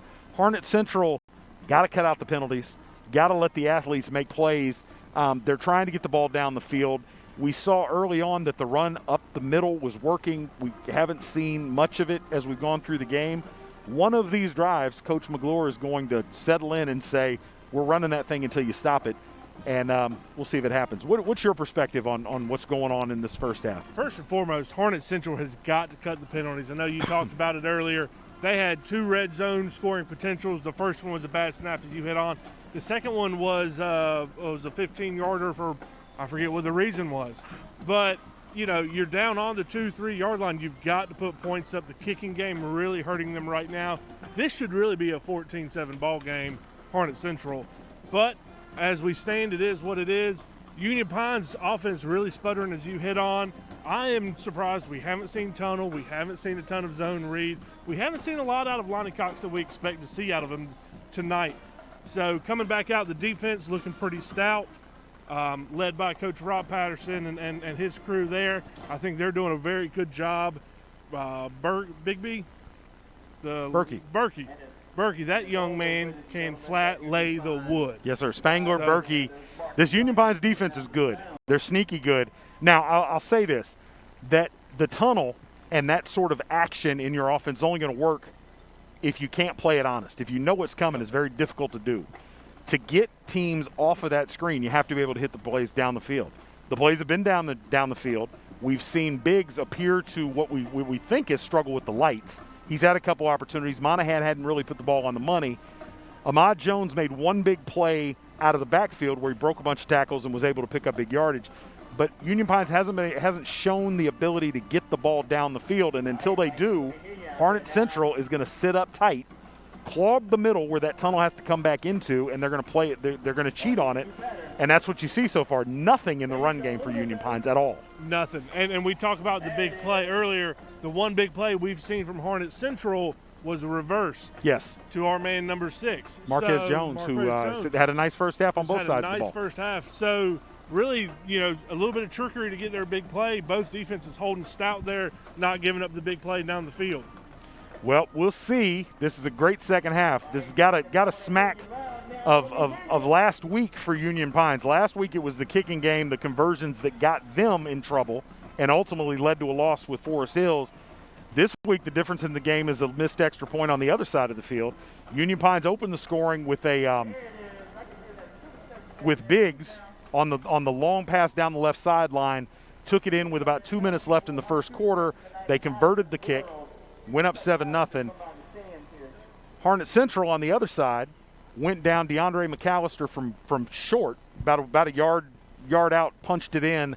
But like we said, Harnett Central was has threatened a whole lot more often than Union Pine has. So I'm interested to see the second half. Again, as we said in the opening, this game has huge ramifications for who's going to be in postseason contention and who's not. Now, for those of you who are not aware, North Carolina has shrunk the playoffs by half this year. So half the teams that would normally get in are getting in. Normally, the top 2 teams in a conference are a lock. Yep. This year, you lose one in conference play, there is no certainty that you're going to get in. Now, that said, Lee County, one of the best 3A teams in the state, the second-place team in their conference probably has a decent shot and better than other conferences might. But if you lose a game outside of that and lose to Lee County, you're not getting in the playoffs. That's it. These programs know that. Of course, they're not going to say we play it one game at a time and all that, but they know very well how important it is to go undefeated in the rest of your schedule. So it's huge for both of these teams, both of whom, as I said, and it's not just because we're here tonight, I thought this was the second and third best team in the conference coming into this season. They're going to have to do more on offense to live up to that because there's some other pretty good ball clubs out there. And if you can't do more than score 7 points and a half, you're putting yourself in jeopardy losing to anybody. A bunch of ball games. That's right. All right, big second half coming up. I'm Chris DeLambert. This is Nathan Cochran. You're watching the NFHS Game of the Week. This has been the Classic Nissan Halftime Show. Thanks for hanging out. We'll see you with the second half. Welcome to the Classic Nissan Halftime Report.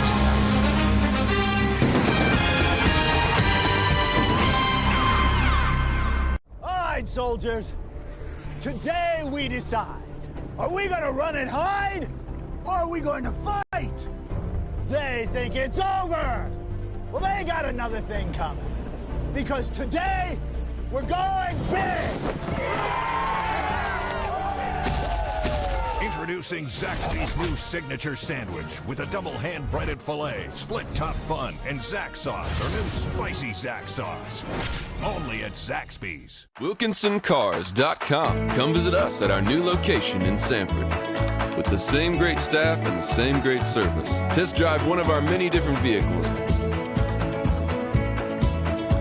Check out our state-of-the-art service department and collision center, where our team can have you back on the road in no time.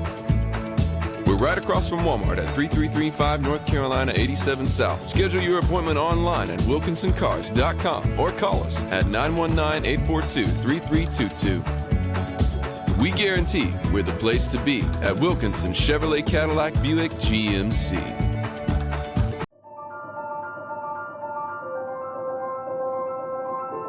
North Carolina Farm Bureau, proud supporter of Lee County Scholar Athletes of the Week. Farm Bureau can help you and your family with all your auto and home insurance needs. Farm Bureau has life insurance and financial services to meet all your needs, now and in the future. Farm Bureau Tramway Office is proud to award the Farm Bureau Scholar Athlete of the Week.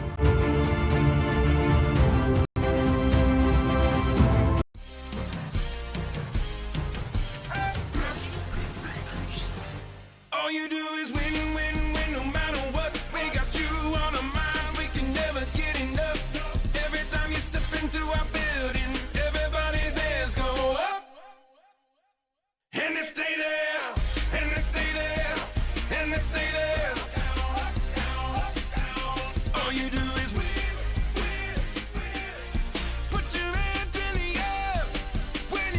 Visit us online at classicnissansanford.com or call 1-855-461-9595. Classic Nissan Sanford. Are you ready to sell your home and don't know which realtor to choose? Well, not all realtors are the same. I'm Crystal Copas, and I don't just stick a sign in the yard, throw it in the MLS, and hope to collect a commission. I provide a customized marketing plan that includes professional staging, photography, videography, and drone at no cost to you. Contact me, Crystal Copas, with RE/MAX Real Estate Service, and let's get your house sold. 919-356-5402 or visit me at crystalcopas.com.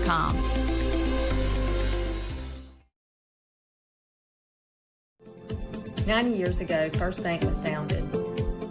You know First Bank, the one where you are greeted by name, the one dedicated to the community, and the one born in the heart of the Carolinas.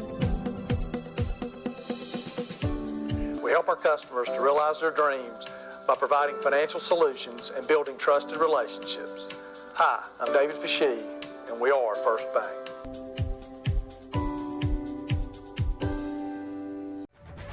Pentair, empowering people to move water, improve water, enjoy water, so that people can live their best, healthiest lives. Lives with purpose. Lives with enjoyment. Lives that flourish. Lives with hope. Because at Pentair, we're not just about better water. We're about better life. Pentair, bringing water to life, for life. All right, soldiers. Today we decide. Are we gonna run and hide? Or are we going to fight? They think it's over. Well, they got another thing coming. Because today, we're going big. Introducing Zaxby's new signature sandwich with a double hand-breaded filet, split top bun, and Zax sauce, their new spicy Zax sauce. Only at Zaxby's. WilkinsonCars.com. Come visit us at our new location in Sanford with the same great staff and the same great service. Test drive one of our many different vehicles or check out our state-of-the-art service system where our team can have you back on track in no time. We're right across from Walmart at 335 North Carolina 87 South. Schedule your appointment online at WilkinsonCars.com or call us at 919-842-3322. We guarantee we're the place to be at Wilkinson Chevrolet, Cadillac, Buick, GMC, General Motors. We are professional grade.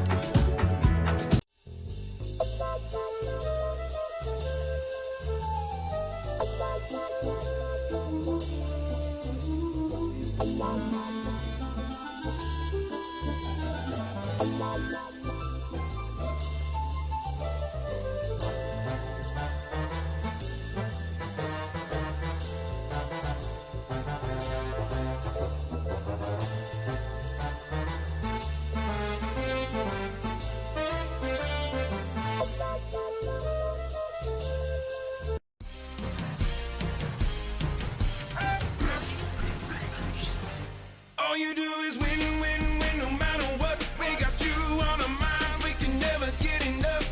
Every time you step into our building, everybody's hands go up. And they stay there, and they stay there, and they stay there. All you do is win, win, win. Put your hands in the air when you go to Visit us online at classicnissansanford.com or call 1-855-461-9595. Classic Nissan Sanford. Pentair, empowering people to move water, improve water, enjoy water, so that people can live their best, healthiest lives. Lives with purpose.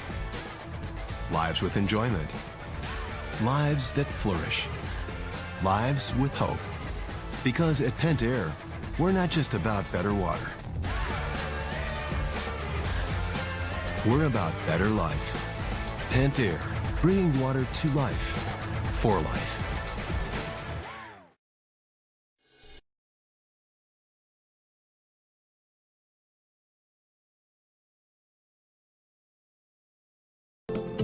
90 years ago, First Bank was founded. You know First Bank, the one where you are greeted by name, the one dedicated to the community, and the one born in the heart of the Carolinas. We help our customers to realize their dreams by providing financial solutions and building trusted relationships. Hi, I'm David Pashee, and we are First Bank.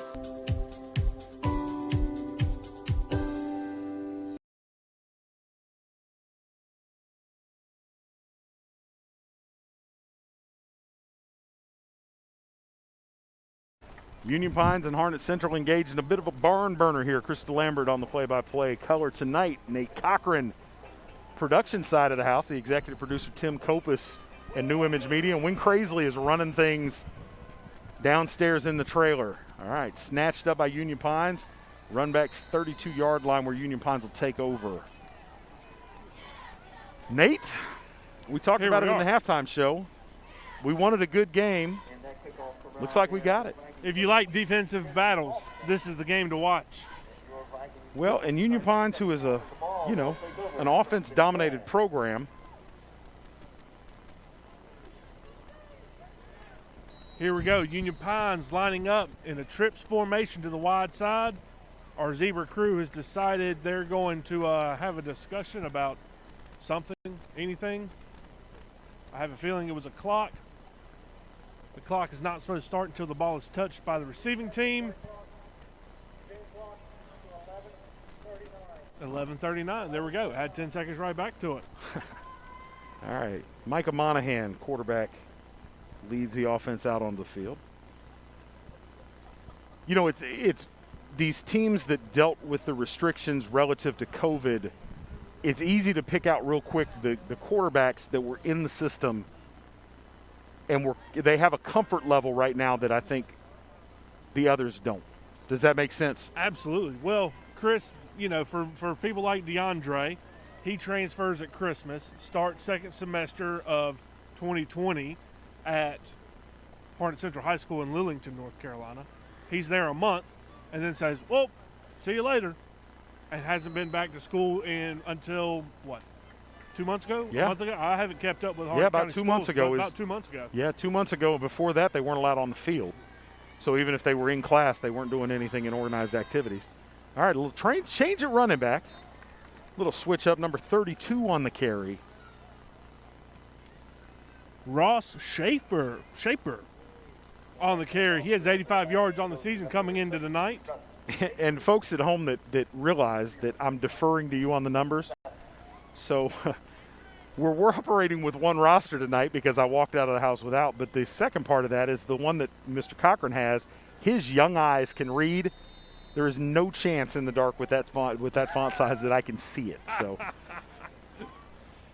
I apologize. No, it's not. It's my fault. It's my fault entirely. To be fair, I paid a lot of money, so my eyes would be pretty decent. So it is not a natural God-given ability. It is purely based on science. Well, 3 years ago I had perfect vision. In fact, it was a little bit better than perfect, and then I went to law school.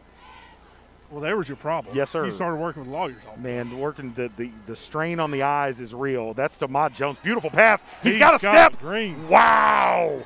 Boy, he fit that one in there. Monahan with his best throw of the night has him down, set up at the 35-yard line. Boy, he let that one go, and it shook me a little bit.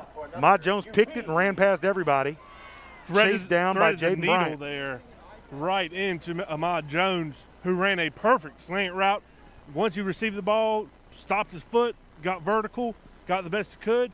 That young man's a ball player. Big play for the Union Pines offense just when they needed it. All right, Monahan hands Schaefer up the middle again, nowhere to go. Gets back to the line of scrimmage. That was number 32 on the stop for Harnett Central. That is Jalen Burton, running back, outside line, middle linebacker, filling the A-gap well there. Good nose tackle for Harnett Central. That is a man out there, number 69. That's a big dude. Now they're going to move him over to the left side. All right, Monahan surveys the defense, takes the snap. Looking, pitches. It's wide out there. Got Keshawn Davis who's going backwards. Not good. Not going to get back to the line of scrimmage. Going to lose 2 or 3 on the play. trying to make a play. That was a sort of, I don't know, pitch, shuffle, pass. It's a shuffle pass. Yeah. Strange shuffle pass. Shuffle pass that was backwards, so it really wasn't a shuffle pass. There was a lot of variables there. All right, change on the offensive line for UP. 3rd and about 12 here. And too much of this from UP tonight, getting behind the chains. Biggs all by himself up to the left, the short side of the field. 3 wide receivers right. Ahmad Jones has been the guy down here at the bottom of the screen. Monahan takes a snap, looking left, throws it laterally to Davis, who's got nowhere to go. Going to pick up a yard, puts the ball on the ground. Fallen on by Union Pine's offensive lineman. Doing exactly what they're taught to do. Fall on it, hold on to it. Averts disaster, but now the punt team comes out. 8:46 and counting in the 3rd quarter. One big play, not a whole lot else, and that's been the story for the Union Pines offense tonight. Not the offensive series that Union Pines was hoping for there. Chris, maybe you can elaborate on this. I'm not sure why we're not seeing a little bit more downfield from the Vikings. I don't have a good answer, to be honest. I mean, we're seeing a 3-man front from Harnett Central. They're not bringing a whole lot of pressure, and you would think that they would attack the seam at some point. Ooh, I bet the snap bounces. Great pickup by Crosser. Now he's going to kick it, and it's put on the ground. And that's Union Pine's ball to get. And that's the Viking turnover. Huge play in the football game. Sets them up inside the Zaxby's red zone. They'll take possession at the 13. What started like a bad play for the Vikings with a bad snap, recovered by the punter for Union Pines, puts on a good kick. Harnett Central cannot retain the ball there. Hit him in his chest plate. Marquez Jones, it's on him. Hit him on his chest plate. Telling his teammates, now the Harnett Central defense needs to bow their back. Got 2 backs in the backfield. We're going to see Monahan under center. I'm loving this. All right, the hand up the middle. Schaefer spinning, goes nowhere. Oh, if you're going to give it to a big boy needs to go vertical. Yes, sir. Big boys don't dance well. All right, 2nd and they're going to lose a yard on the play. So 2nd and 11, inside 8 minutes to go in the 3rd quarter. Yeah, I'm not understanding why Union Pines isn't challenging the seams because there's no safety in the middle of the field. They've tried to go outside, and Monahan is delivering the ball consistently where only his receiver can make a play, but he's having a tendency to throw it just out of bounds. All right, drops, hangs it out there for Biggs. Biggs trying to make a play. Oh! Just a little bit overthrown. Who told me 2 weeks ago that his favorite route other than the tunnel is the fade, gave him a chance on the fade.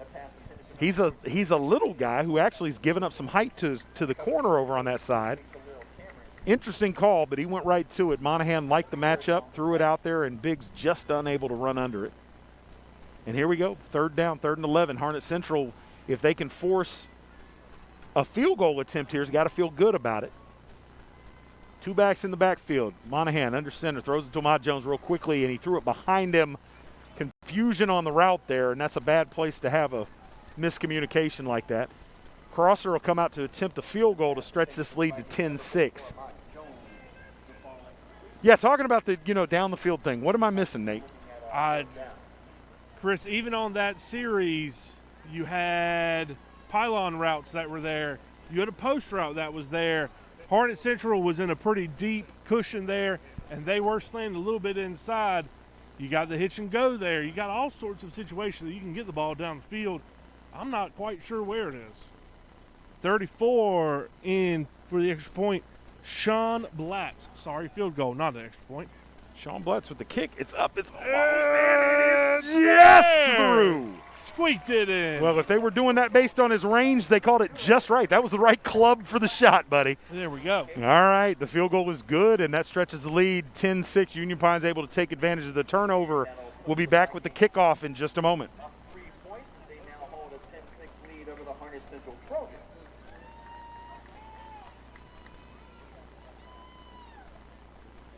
All right, clock stopped with 7:22 to go, 10-6 UP up on Harnett Central. Bittersweet there. You get set up at the 13-yard line, you want 6, but you'll take 3. Still a one-possession ball game. Obviously, 6, hopefully 7 would have been a little bit better situation. But nonetheless, here we are, 10-6. Union Pine's getting ready to come kick it off to the Harnett Central Trojans. No deep kicks we've seen tonight, Chris. We haven't seen one deep one go towards the 10, towards the goal line. We've seen a whole bunch of squibs.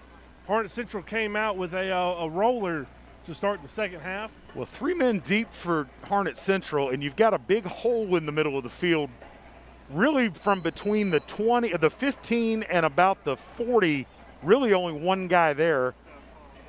If you're going to kick it to space, maybe that's the place to do it. Here it is. Kicks it deep. This is Marquez Jones, who muffed the punt earlier. This time he's going to get a chance to atone. He's up the middle, and oof, I tell you what, accelerates quickly, but taken down on a nice tackle there. Number 6 for Union Pines, Omarion Garvin, a junior for Union Pines, wide receiver DB, closing in fast. Make that stop. All right, Harnett Central with the offense back on the field for the first time. 7:13 to go. McAllister taking instructions from the sideline. And you know, if you're not going to huddle, you're a former coach. Why don't you come out with a play called onto the field following a predictable turnover like that, or change of possession? Because you like to see what the defense lines up at. All right. Oh. Make a play, young man. Woof. Hit him in his hands. All he had to do was reel it in. Number 25 for Union Pines on the coverage there. Ball hit him in the hands. Mr. Josh Eberhardt. All right. Josh Eberhardt, who was on the tackle on the kick return. All right, 2nd and 10 coming up for Harnett Central. Hasn't got anything consistent going in the passing game. They've got enough athletes out there they can get you in one big chunk. Not the least of which is McAllister, the quarterback. He on the delay handoff, reads it, hands it up the middle to Perry. Not a whole lot there. 2 on the play will bring up 2nd and 8. Union Pines still sticking in there. Cover 1, man underneath defensive scheme. Seems to be holding Harnett Central honest right now. Roster issues with the public address announcer as well. Glad we're not the only one. Yeah. All right. McAllister, 3rd down. Gets it out quick and skips it to his receiver. Trying to find Bryant out there on the right, give him a chance to make a play, but didn't get the ball up in the air enough. And out comes the punt team for Harnett Central. Harnett Central is going to try and get this punt. That's my prediction. I think you're going to see pressure right up the middle on this. Yes, Union Pines will. Yep, 100%. What did I say? I think I heard it wrong. You're right. I think Union Pines is definitely going to bring the pressure right up the middle. Okay. Did I throw another school in there? I heard another school, but I very easily could have been, All right. Well, punt's out of there. Gets it out under pressure. And it'll roll and roll and roll some more. It's going to be down at the 34-yard line. Where to be first down, Union Pines moving from left to right in the baby blue uniforms. Union Pines coming back out, hoping to put a touchdown up, spread this to a 2-point ball game. I'm sure that would make Coach Lonnie Cox and his staff feel a little bit more comfortable. Looks like they're going to come out in a trips wide formation. Biggs again. All alone up there on the far side. The freshman, who's a really special athlete. They tried to get the ball to him there. They've really only had success twice. He hit him on a slant, and he did some damage. This is Davis doing work, gets about 5 on the play. So Biggs up at the top of the screen, number 14 is a freshman, came out and made a debut that, you dream about. First game as a high school football player, 245 yards on 10 catches, 3 touchdowns, and pretty near had a 4th touchdown where he was dragged down inside the 1-yard line. All right, Monahan fakes. Now he's going to keep it. He's running, got some wheels, and dragged down close to a first down, awful close to a horse collar. Needed 5, got 6. That'll be a Pentair first down for the Vikings. Sorry, I was making a roster change there. Number 52 is Damon Brenner. Was that our Union Pines quarterback running to try to get positive yards on the season? Yes, all right. Hadn't seen him on a designed run really yet. And that worked. All right, set up at the 45. Trying to string first downs together. Got Davis up the middle, nothing doing.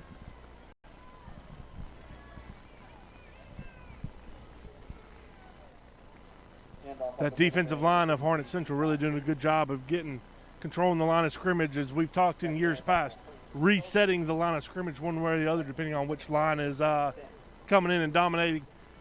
Harnett Central with that three-man front and really setting it back. And Union Pines with the same trouble that all these small 3A schools face, or smallish 3A schools. They're not enormous up front where they can just assert their will. And coming back to the play, probably a good thing Biggs put that on the ground. Would have lost a couple. Good coverage on the play by the Harnett Central defensive backfield. I'll tell you, Chris, we talk about these smaller 3A schools that are having trouble finding, we really find a lot of times that offensive defensive line plays the difference between big programs and not necessarily as big programs. Yes, sir. Coming into the conference next year, 2022, they're going to face some big boys, some big lines up front. Buddy, with the addition of Scotland County, Hope County, Pinecrest. I'm going to go on the record and say I don't like it.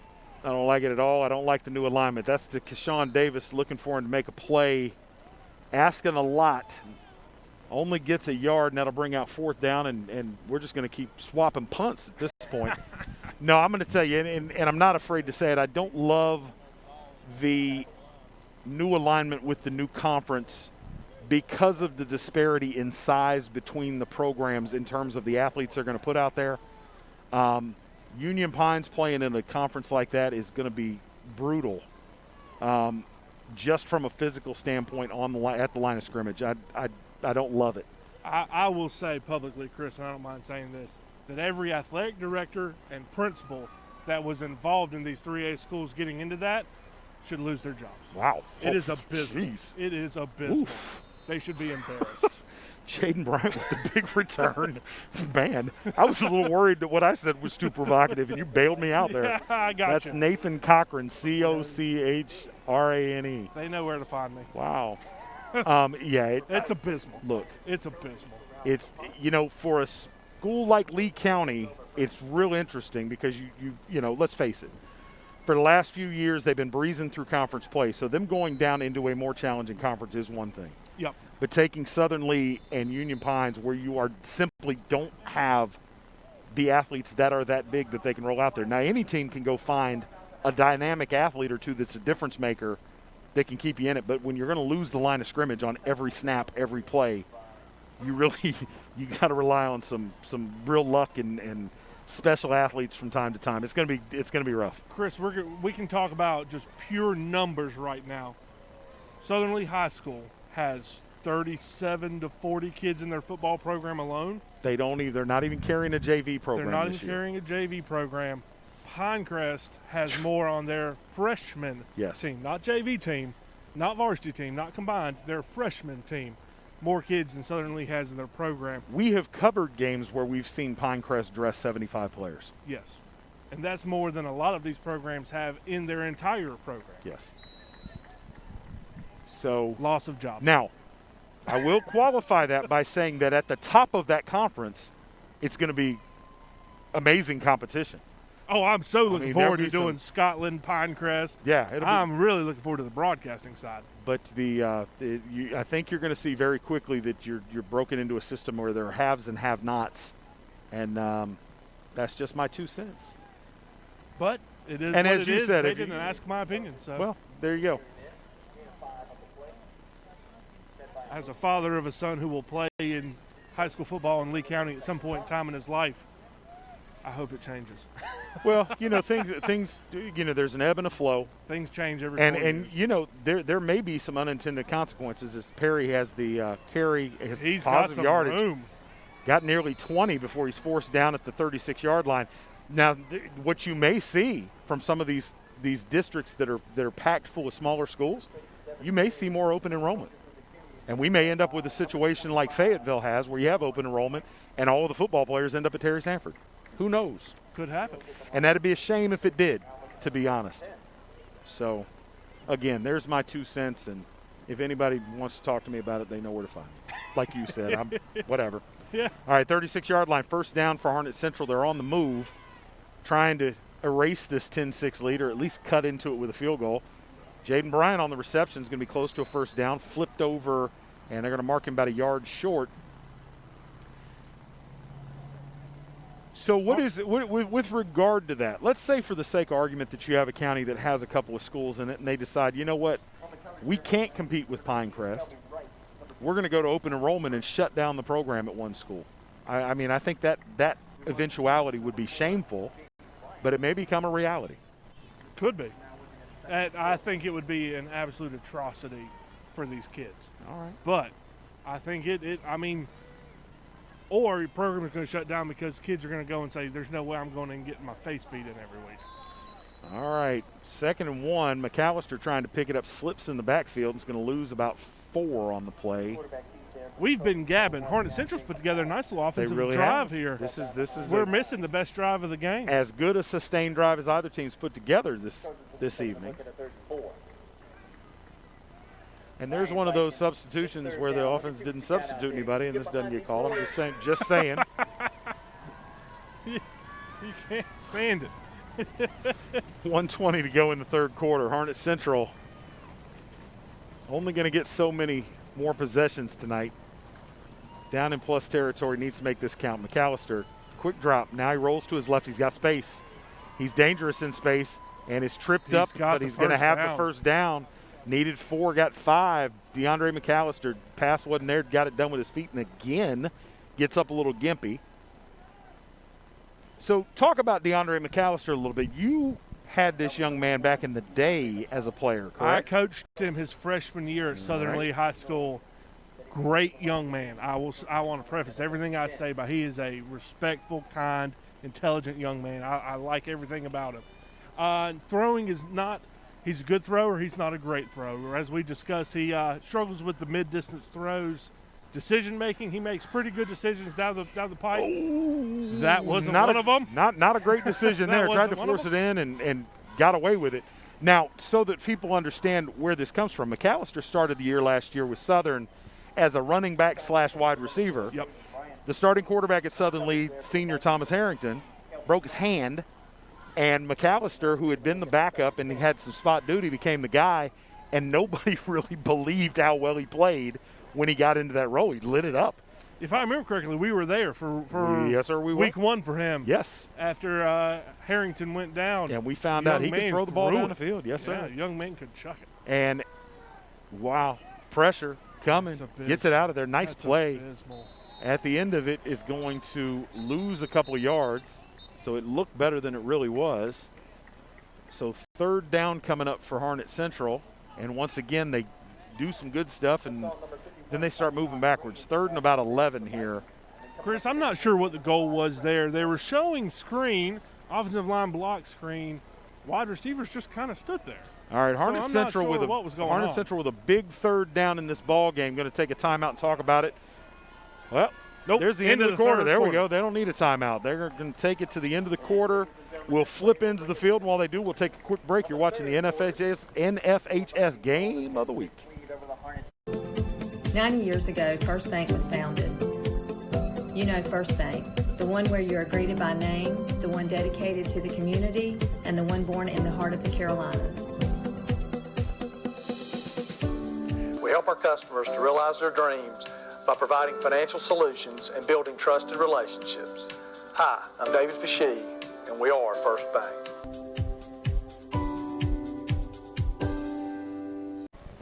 Welcome back to the NFHS Game of the Week, brought to you by Wilkinson Cadillac Chevrolet. They're on 87 across from Walmart, very close to Zaxby's. All of our listeners need to go get them a Zaxby's sandwich. Try their chicken sandwich today. Go to Wilkinson, buy you a brand new truck. That's what I need in my life. All right, an update from the biggest game on the slate, aside from this one, for my mind. Southern Lee in the 3rd quarter leads Western Harnett 18-16. We'll keep an eye on that as the rest of this goes by. There's 3 minutes to go in the 3rd quarter. Southern on the road up by 2 points. All right, McAllister hands up the middle. Perry stuffed by Berkey in the hole. Interesting play call on 3rd and 11. Josh Berkey up there doing big things. Well, I tell you what, when he hits you, you stay hit. That young man, I hate that we didn't get to see him in the 2019 season because of his injury. but that young man can flat play. Yes, sir. I've been hearing about him from Coach Cox for months, and he is everything as advertised.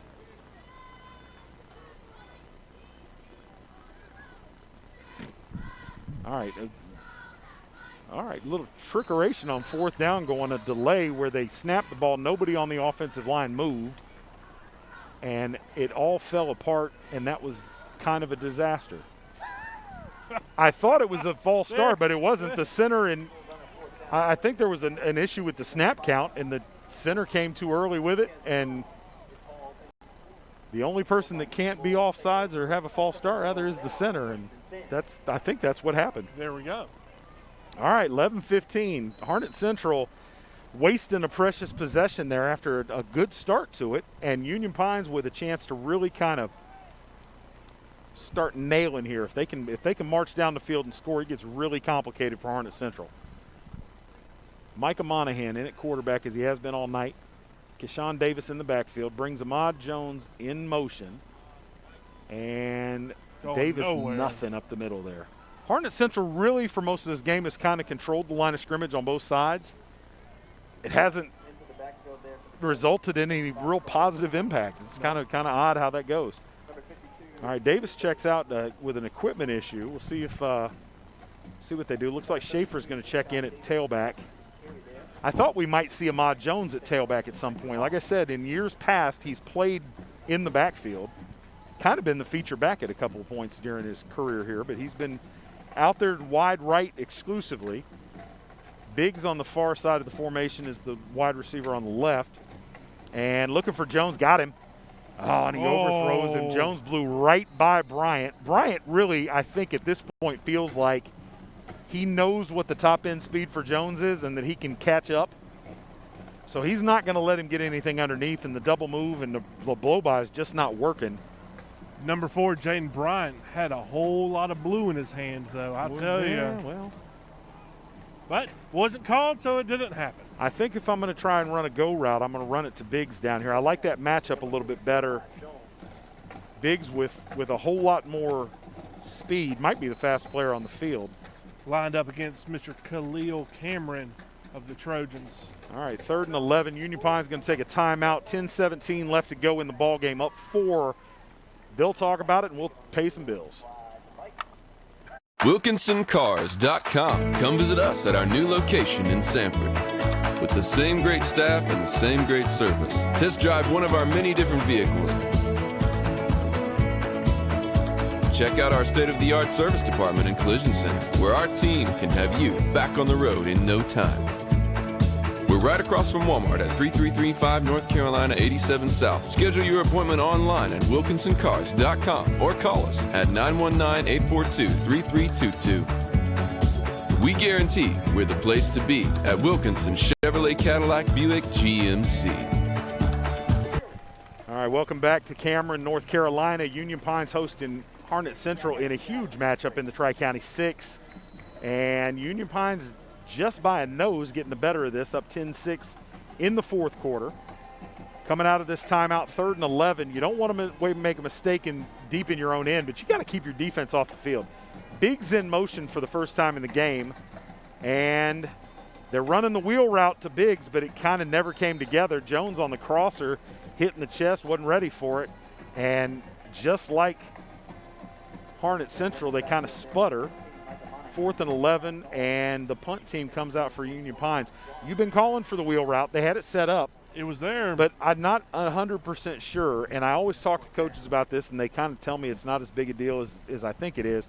I don't understand why you run that to the short side of the field. Just going to say that. Talk to me. Well, I'll be honest. I've always gone under the impression, and maybe I wasn't a very good offensive coach, but I always liked my guys to have as much green as possible because, one, it allows more variation within the throw. You know, quarterback's got a lot more green to get it to. What nice a good punt. And Bryant misjudges it. Did not lets it bounce. It's going to cost 10 yards of field position, but more important than that, it keeps it out of Bryant's hands because that's an explosive young man. A lot of times it's how you can motion, though. It ends up it's how you can get your motion and get your safeties rolling how you want them to. I'm with you, though. I always like to sometimes I think guys overcomplicate things. Get it to the guy in space.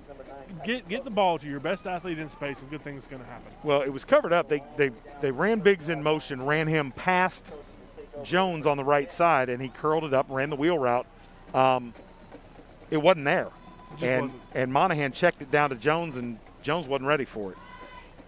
And Jones is a really good athlete. I don't know if he would have done anything anywhere near getting a first down, but in the end, it doesn't matter. It's 1st and 10, Harnett Central going the other way. They're running out of possessions. McAllister pulls it out late, and it tipped at the line of scrimmage and almost picked off. In the end, it falls harmlessly to the ground. And as the statistics showed us, and I watched the highlights from the last 2 Harnett Central games, really inconsistent play at the quarterback position. Harnett Central, who a lot of people expected to compete for a championship in this conference, first of all, need to get out of this game with a win, but they're going to have to get more efficient in the passing game. You are not going to be able to go contend against a school like Lee County. No, sir. With this. All right, here's the reverse. This is Bryant. And great tackle by Ahmad Jones. Stands him up, drops him. Ball comes out late. The whistle blew it dead. Boy, I tell you, that was quick. That was a quick whistle. That was a quick whistle. It might have saved Harnett Central a turnover and touchdown. Ahmad Jones came across and made a big stop because Bryant had a head of steam and spun him around, and mid-spin that ball came out. Now the whistle had blown, but boy, that was a quick whistle. All right, 3rd and 10 coming up for Harnett Central. They really haven't had an answer in down and distance like this tonight. And once again, with 9 minutes to go, they're running out of possessions. Union Pine still sticking in their cover 1. Man underneath here. Find number 4. All right. McAllister rolling to his left, gets it out of there, throws it over top of everybody.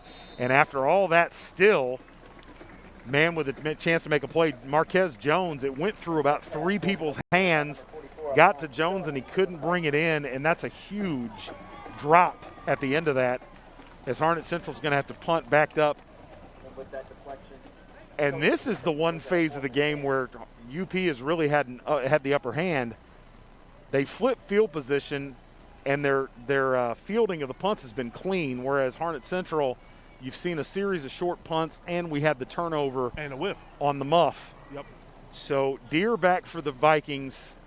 Harnett Central really needs a good kick to get out of this tough field position. It's straight up in the air, and that's not what they needed. Needs a good roll. Bounce is going to get across midfield, take a left turn, and roll dead at the 46. Not what you needed there, but Union punt wasn't blocked, and he didn't give up a big return. Field. Yep, Union Pine's going to have great field position at the beginning of this drive here on their own 46. All right, here we go. Same personnel as has been all night. Biggs is your receiver all by himself on the left side. The leading receiver for Union Pine's coming into the game. That probably still holds. Union Pine's going to trips on the wide side there, far part of your screen. All right, Monahan, hands up the middle. Keshawn Davis, he's got space. If he can go, he's going to get walked down. But he's all the way down to the 14-yard line before he gets taken down. 40 yards on the carry for Keshawn Davis, far and away his biggest run of the night, doubles his production. And that sets UP up in great position inside the Zaxby's red zone, 1st and 10. That's the best one yet. Great offensive play there called by Coach Lonnie Cox and offensive coordinator Ryan Giggy as offensive coordinator there. Great play, great setup there. Well, I tell you, if he had eyes in the back of his head, he would have turned it to the inside a little bit, but he was veering to the outside, which made a little bit better angle for the chase, and he was walked down. But Keshawn Davis with the biggest play of the night in the running game for Union Pines. Monahan handles the low snap, hands to Davis. Davis moving forward, gets it down to about the 11, positive yardage on 1st down. You got to feed the big man here. He got you all the way down there. All right. Keep letting him eat. At some point, we talked about the size of some of these programs. Harnett Central very light with the players dressed tonight.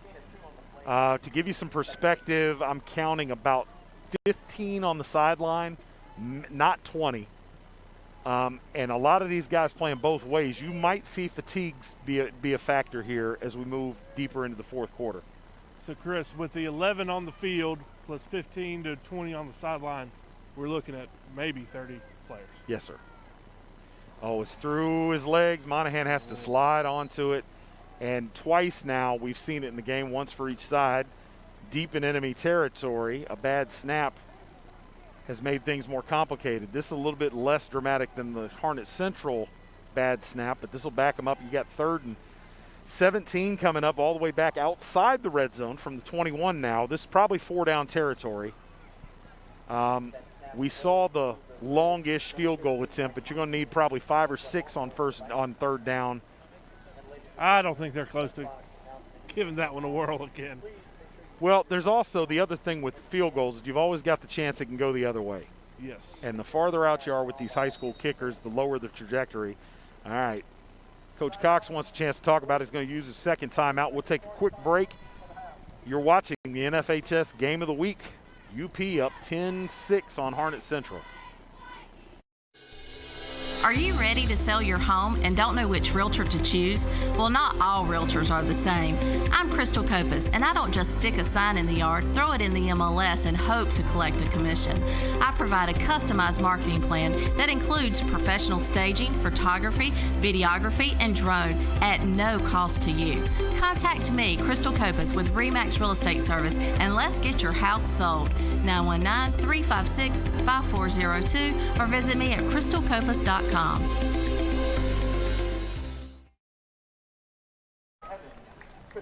Welcome back to the NFHS Game of the Week here in Cameron, North Carolina, brought to you by Wilkinson Cadillac. Thanks to all our sponsors. I mean, there's not a whole lot of high school programs and conferences in the state of North Carolina that get live television coverage, and we're able to do this with the help of those sponsors. So thank you, because without you, this doesn't happen. And I hope none of those sponsors had strong feelings about the realignment. Or if they do, I apologize. Here's a call. We'll be finding a new color commentator. It might be, it might be putting out a call for new sponsors. So pre-snap, they blew it dead.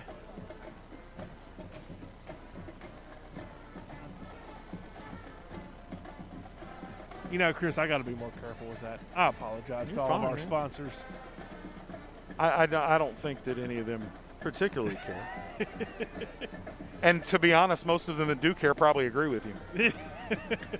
Because there's an awful lot of supporters of Lee County and Southern Lee. I don't know of any Richmond and Scotland and Pinecrest supporters in that mix, and they're the teams that are going to make out better given this switcheroo. On the other side of that, if you're going to realign the conferences, I would have loved to see Northwood play in the same conference as the Lee County schools. They should have been part of the Tri-County 6 way back when, and it didn't happen. Throwing the fade, looking for Jones, and just out of his reach. It was out of bounds anyway. So a 4th down decision coming here. This is going to be a long field goal if they do that. No movement on the sideline, so I suspect they're going to go for it. And Chris, I never understood. Why not leave the Harnett County schools in, leave the Lee County, leave Moore County, and bump in Northwood. You get the numbers you want. And everyone's competitive within each other. Let me tell you something. Is that logical? Let me tell you something. That conference, if you'd have left it intact and added Northwood, would have been a great geographically. It would have been great from a matchup standpoint. Is Lee County probably the odds-on favorite in football most years? Probably. Yep. But, things will trend back different. It wasn't that long ago that Southern was handing Lee back-to-back losses. 4 years in a row. So, I don't think there's any inequity. And then you look across at the other sports. I mean, basketball, Southern's dominated that conference for years. But everybody was happy. Yeah. All right, so they needed 17 on 4th down. They get about half of that, and they're going to turn it over deep in Harnett Central territory. But, bringing in other sports that are a little less popular than high school football and basketball, for instance, women's soccer, the addition of Northwood makes our conference even more exciting because Northwood brings in a very strong women's soccer program along with a very strong men's program.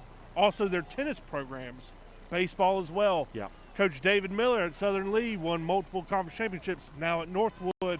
That makes a very interesting dynamic, brings in a lot of other sports in competition. Yeah. I don't understand it. Well, we'll see. And a few years from now, they'll be looking to do something different. It's either going to work or it's not. All right. Perry stuffed at the line of scrimmage. Spangler and the rest of that defense making a play, going backwards. I hope we're here in 5 years talking about the new alumni. It's my intent. It's my intent. And like you said, nobody asked me. Now, all of that said, the athletic directors had their say. They weren't necessarily the ones that, came up with the final options, but, it is what it is. I think that's all I'm going to say about that before I Fair enough. cost us some more sponsors. No, I don't think that's happening. McAllister on 2nd and 11, looking down the field. This ball should be picked. And Jaden Bryant makes a huge play on that ball. Great coverage on the play, and just got out-dueled once they went up into the air. That'll set Harnett Central up at the 45-yard line, and now they're serious. Jaden Bryant been the best player on the football field, possibly on both sides of the ball for Harnett Central. Only fitting that he makes the first big play on offense for the second half for him. Number 19, Kelby Wright on the Union Pines defense there, contesting that ball. Great coverage. Great coverage. But Bryant just went up and took it. All right, 5:01 left to go. Clock will wind. There comes a reverse. This is Marquez Jones on the carry, and he's got a step. Going to have to make a play in the secondary, broken field, and just trips over the 30-yard line. Woo! The man ran 60 yards to get 30. I tell you what, Marquez Jones has made some big plays going both directions in this game. And I tell you, dynamic athletes there for Harnett Central. This is why people thought they could challenge for a conference championship. Absolutely. And now late in the game, finding ways to get the ball into their hands. Ooh, that was They're just a few yards away. Had to catch your breath there, but got to get a touchdown here. 4.5 to go. Pressure up the middle. Got McAllister. You got to get rid of that. That's not what you can take. Got to get rid of that. He dropped all the way back. They're going to mark him at the 31-yard line. Loss of 6 on the play. That was A-gap pressure. A-gap pressure. There was Berkey coming right down A-gap, bearing down on McAllister there. We had just said they were close to the Zaxby's red zone right there. Not anymore. Not anymore. All right, inside of 4 minutes. You figure maybe one more solid possession for Harnett Central. You can't give up on this one. 2nd and a country mile here for the McAllister Trojans. gets it out quick, swings it out there, and that's lateral. Oof, they blow it dead. It was close to lateral, maybe just a degree or two forward. Blown dead quickly by the referee, but in the end it gets you nothing on a play where you really needed positive yardage. 3rd and 17 coming up here for the Trojans. You have to wonder if Harnett Central are starting to have a little bit of doubt that 2nd and 18 or 17 and you're throwing a tough little screen pass to a running back there. Not a gutsy play call. All right. DeAndre McAllister, huge 3rd down. Takes a snap, drops, looking left for Bryant. Now across the middle of the field and throws it behind the receiver. I think he crossed the line of scrimmage. Flag comes. There's 2 flags come in. I think he's beyond the line of scrimmage. We'll see what the call is. And one's in the world of holding. Oh, McAllister comes away clapping. I don't know. I'm not sure what it could be. I don't either. I'm not sure what it could be. He was awful close to the line of scrimmage. There's a lot of discussion.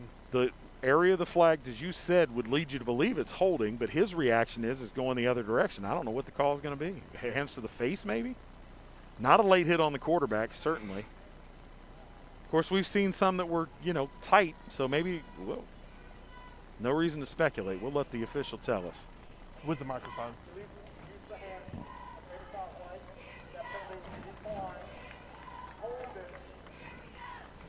So I don't know what DeAndre McAllister misunderstood. I think he might have been a little confused there. Yeah. All right, so they decline the illegal use of the hands call and take the holding penalty. What do you do in that situation? You got 4th and 17 Holy coming up. moly. I think I decline both of them. But it is now to be fair, it is a spot foul. So after it's assessed from the spot in the backfield, you're all the way back near midfield now. Maybe you can't decline that, right? No, and that puts them at 3rd and 31. Yeah, approximately. All right, 3rd and 31. McAllister looking down the left side, going to be wrapped up and sacked. I think it's Spangler that got him. This combo of Berkey and Spangler is really, really strong right now. Leadership coming out, showing they're still here to play. 3.5 minutes, they're going to leave the offense on the field. This is 4th and a mile.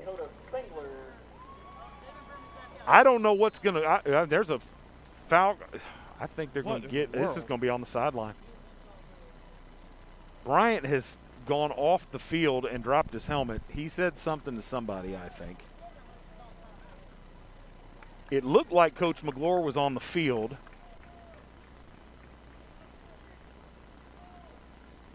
And the wheels are coming off for the Harnett Central Trojans.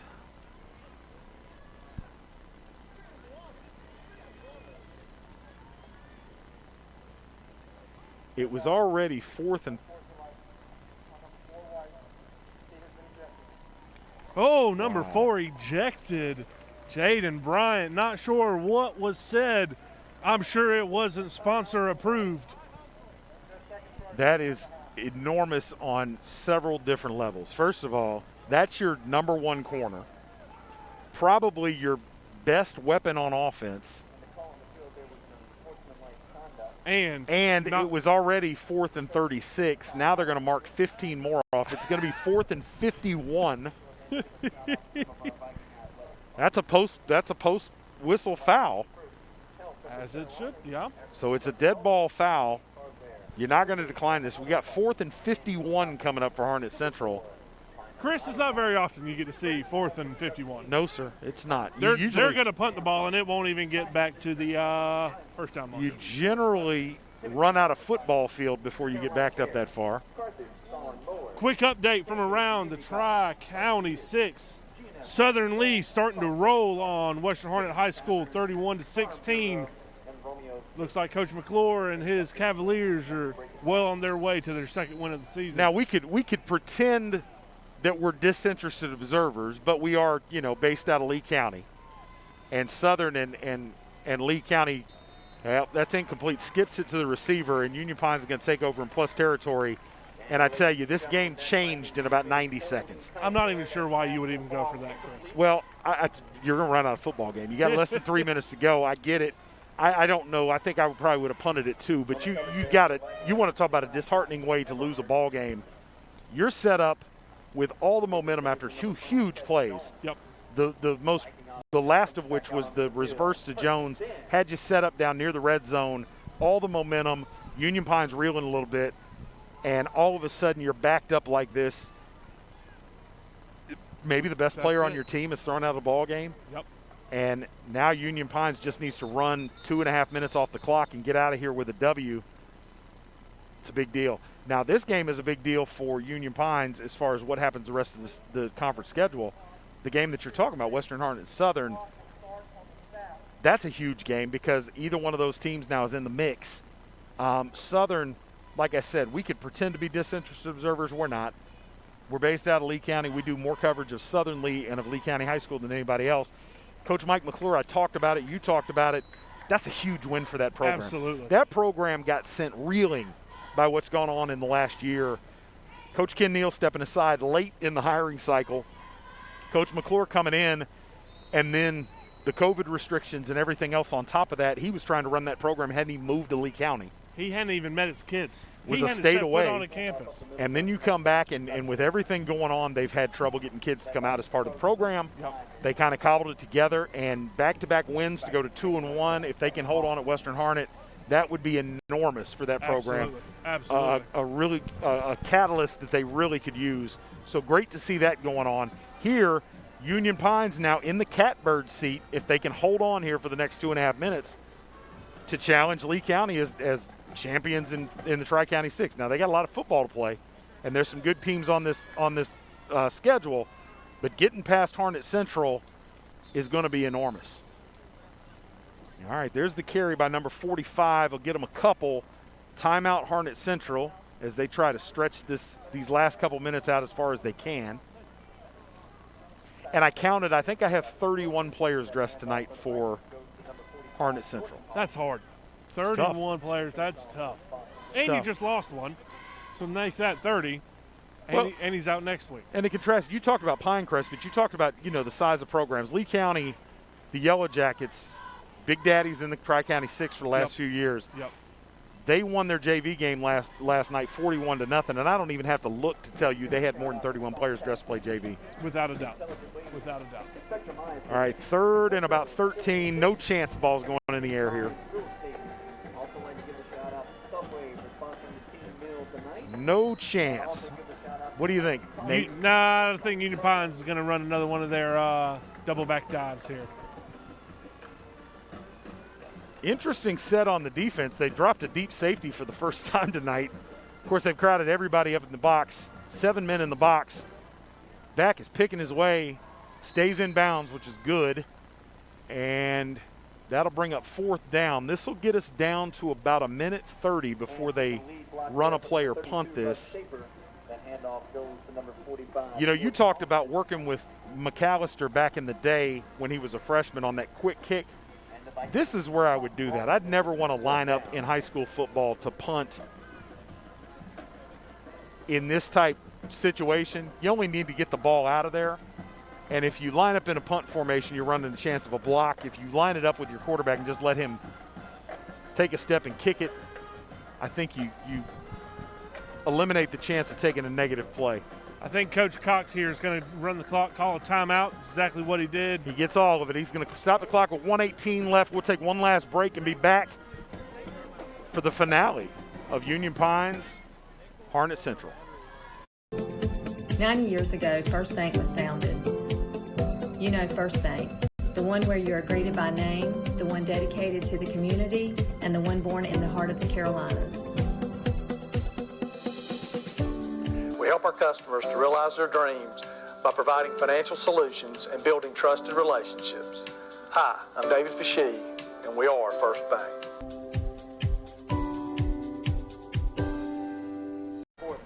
All right, welcome back to the NFHS Game of the Week. Nate, I think I stole your thunder there. Give us another sponsor. You killed me on that one. Wilkinson Cadillac. They're on 87. I love Wilkinson Cadillac. Will Wilkinson. We were talking about, folks that love high school football. Will Wilkinson, as big a high school sports fan as there is in the business community in Lee County. Thanks for your support. All right, they're going to send the punt team out, set up in a traditional formation. And Harnett Central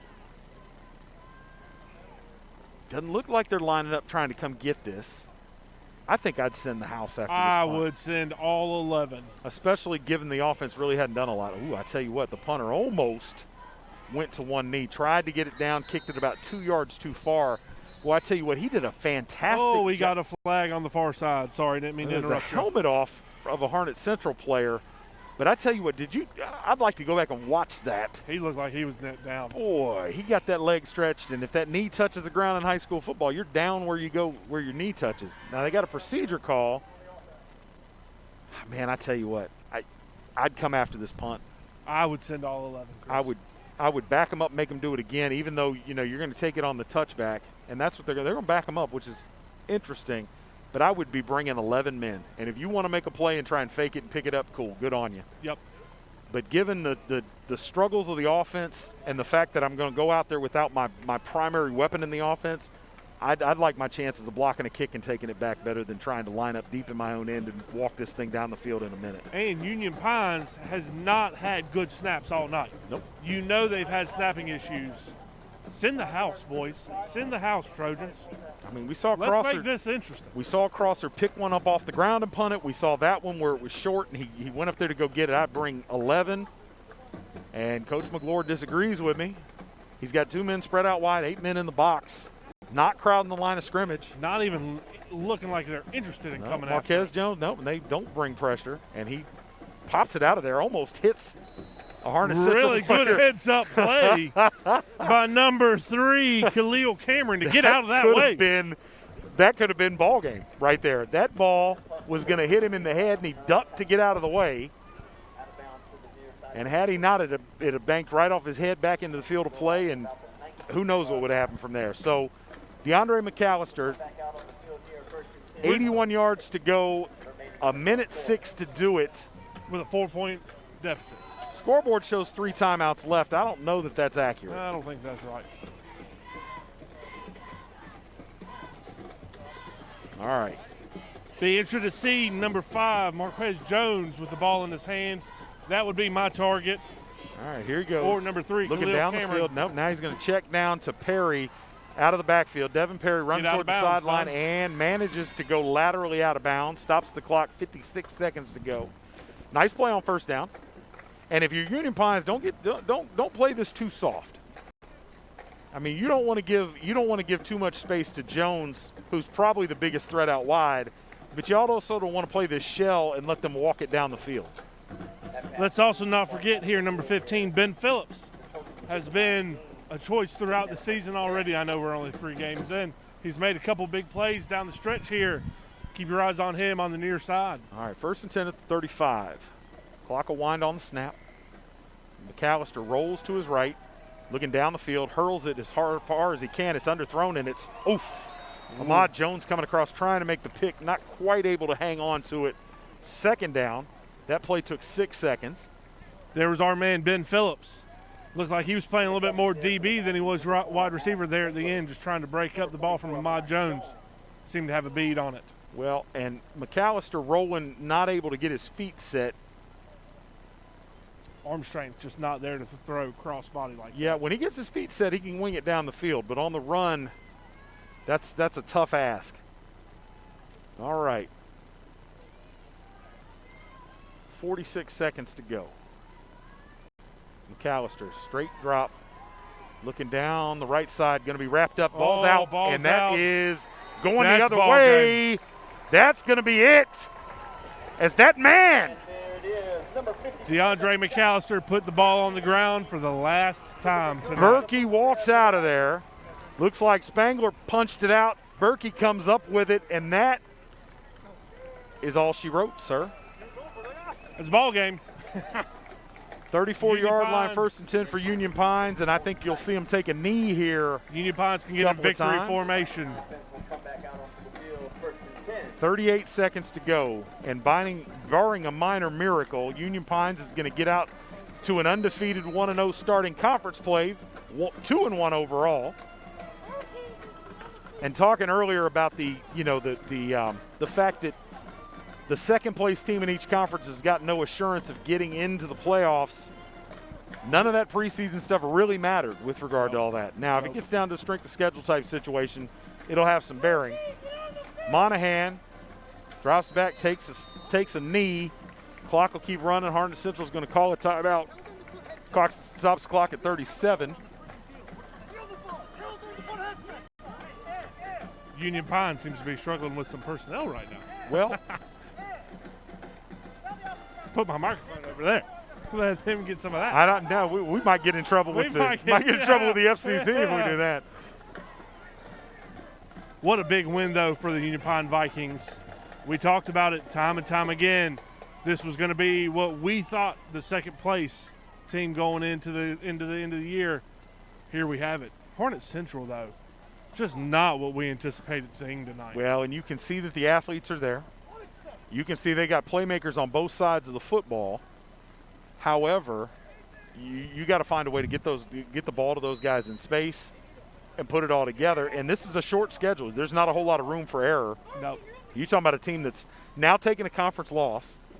It doesn't mean they don't have a chance to win or to get into the playoffs, but it makes it really difficult. All right, we're going to get another timeout. No, they're going to let it go. That's it. Harnett Central elects not to take another timeout, and that'll be your ball game as the clock runs down to double zeros. Union Pines escapes against Harnett Central in a huge game in the Tri-County 6. 10-6 is your final. Wow.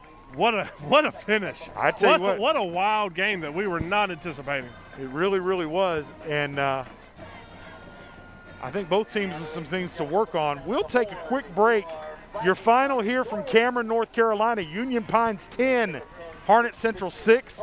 We'll be back with the post-game show after these messages. 90 years ago, First Bank was founded. You know First Bank, the one where you are greeted by name, the one dedicated to the community, and the one born in the heart of the Carolinas. We help our customers to realize their dreams by providing financial solutions and building trusted relationships. Hi, I'm David Fashee, and we are First Bank.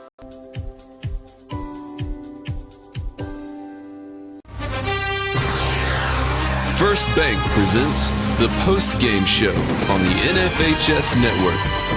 Brought to you by New Image Media. Welcome back to the NFHS Game of the Week in Cameron, North Carolina. This is the First Bank post-game show. First Bank, thank you for sponsoring this. I am Nathan Cochran. This is Chris DeLambert. Chris, wrap it up for us, brother. Wrap it up, send us home. Man, sometimes you get great ball games that are great play on the field, great game plan, great execution. Sometimes you get great ball games that are really messy. And this was one of those. Neither offense really able to sustain anything, which to me, especially for Union Pines, is interesting because this generally is a dynamic offense that's going to try to outscore you. Their defense carried the day. Harnett Central was in this thing till the end, and then the wheels came off. All of the momentum in the fourth quarter, and a couple of bad plays on offense, they go the other way, and then the team just melted down. This thing really, it was a good first half. It was decent low scoring. The second half was evenly matched, a good ball game, and then we just saw it devolve into messiness. I said that word twice, messy. It was something. I think what we're seeing on the Harnett Central side is an undisciplined football team. Penalties killed them time and time and time again tonight. We had bad snaps when it mattered down in the red zone. We seen ejection from a key ball player at the very end of the ball game. This team has kids. Oh, God, There yes. is no reason why they should be 0-3 right now. I think it just comes down to being undisciplined. Well, and I tell you what, we talked in the pregame about the fact that, the Clayton game, that's understandable. Yep. Clayton's a good program, and Absolutely. you're coming out, opening week, anything can happen. The West Johnson had everybody scratching their head. We know now. You got to execute better than Harnett Central is executing. All of these returning upperclassmen, all of this talent out there, that's only half of the equation. Yep. You got to come out with a good game plan. You've got to execute better than Harnett Central's doing it right now. And the doggone shame of it is in a short schedule like this, you don't have time for hiccups. And how do you refocus a team when they know what the math is? They know the calculus of what it's going to take to qualify for postseason ball, and they know it's in real jeopardy right now. Danger close, man. This is that whole thing could blow up. Union Pines, on the other hand, knew, and I know because I talked to the players, they knew how important this was. They knew how critical this matchup was. They came out and escaped with a win, which, if you're going to have a perfect season or close to perfect season, you got to get away with some of those. Yep. They came out, managed to get it done, and eventually this offense is going to start clicking a little bit more than it is right now because just like Harnett Central, you can see the talent. Now, the defense is a little bit farther ahead for UP than it is than the offense, but that offense is going to catch up. You've got playmakers, Biggs, Jones, Deere. At the quarterback position, you've got Keshawn Davis running the football. They can do some things. They're just not doing it consistently yet. And when they do, if that defense keeps playing like that, Union Pines is going to be tough for anybody to beat. Absolutely. Now, you got that big school up there in Sanford, North Carolina, the Lee County Yellow Jackets. They're a juggernaut some years. This is a little bit of a down year. We saw them struggle with Overhills last week. Not a perfect football team who's starting a new quarterback. They have a lot of athletes, but these guys are playing their first meaningful football. Union Pines got to be your favorite. If there's somebody in this conference that can push Lee County right now, Union Pines probably the squad. Now, they got to get the offense right because you can't come out and run that against Lee County. They're going to put it on you. Yeah. But they're in the catbird seat, and you can only play the team that's in front of you. They did tonight. They get out of here with the W. Nothing else really matters.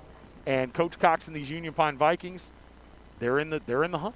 I think one thing we saw tonight, both teams had some highlights, both had some negatives, definitely more to grow on. We know it's an early season or it's a quick season. There's a lot of variables that have gone into play here. I think the kids and coaches have done a great job through all the trials and tribulations they've been through. Overall, it was a good night of football, Chris. It's good to be back with you. Good to be back with the New Image team here with Tim and Wynn and our amazing camera crew. All of our sponsors, we appreciate everything they do for us. At the end of the day, it is a great ball game to be at. Yes, sir. And I'm not even 100% sure where we're going to be next week. Do you know? You tell me. You're the boss. Lee County. Lee County playing. Who's Lee County got this week? When even the boss doesn't know, we got a problem. So, one way or the other, come 6:30 next week, we'll be broadcasting something on the NFHS network from the Tri-County 6. Conference schedules are wide open right now. Lee County not playing Triton because of the cancellation, so that leaves some things up in the air. Are they going to be able to make up that game? We don't know. We're kind of looking at the schedule, trying to figure out how that's going to happen. I know that's the desire from the Lee County staff. Whether or not they're able to make it happen remains to be seen. But you could get another game or two down the stretch for any of these teams out there, because it's not just positive tests on these teams. It's protocol violations. It's positive tests on the other teams. So that's another variable thrown into this, and we're not going to get past it during the football season. Nope. So just like we're seeing with Virginia getting knocked out of the ACC tournament, Duke getting knocked out of the ACC tournament, anything could happen with that. So it's just another layer of complications. So we'll see how it goes. But thank you for being with us. Oh, we're here. Union Pines hosting Lee County. So it's about to get real fast for Union Pines. In the meantime, Monday night at 7 o'clock, I'll be hosting the Zaxby's Coaches Show live from Classic Nissan. I'll have Coach Lonnie Cox of the Union Pines Vikings, Coach Mike McClure of the Southern Lee Cavaliers, and Coach Steve Bordeaux of the Lee County Yellow Jackets, along with a whole bunch of players, getting a whole lot of hardware. We'll talk some football. It'll be wild. Some Zaxby's chicken. Yeah, probably be some chicken on hand too. So I'm all about it. You can check it out on the NFHS network, 7 o'clock on Monday, and we'll be back Friday night right back here in this very spot as Union Pines hosts Lee County in the NFHS Game of the Week. I'm excited about that for real. Oh, yeah. For Absolutely. real. Absolutely. All right, Nate, anything you want to say to put a bow on this? I'm looking forward to next week here with Lee County versus Union Pines. That is the matchup that we've all been waiting for, to see if someone's going to upset Big Brother Lee County.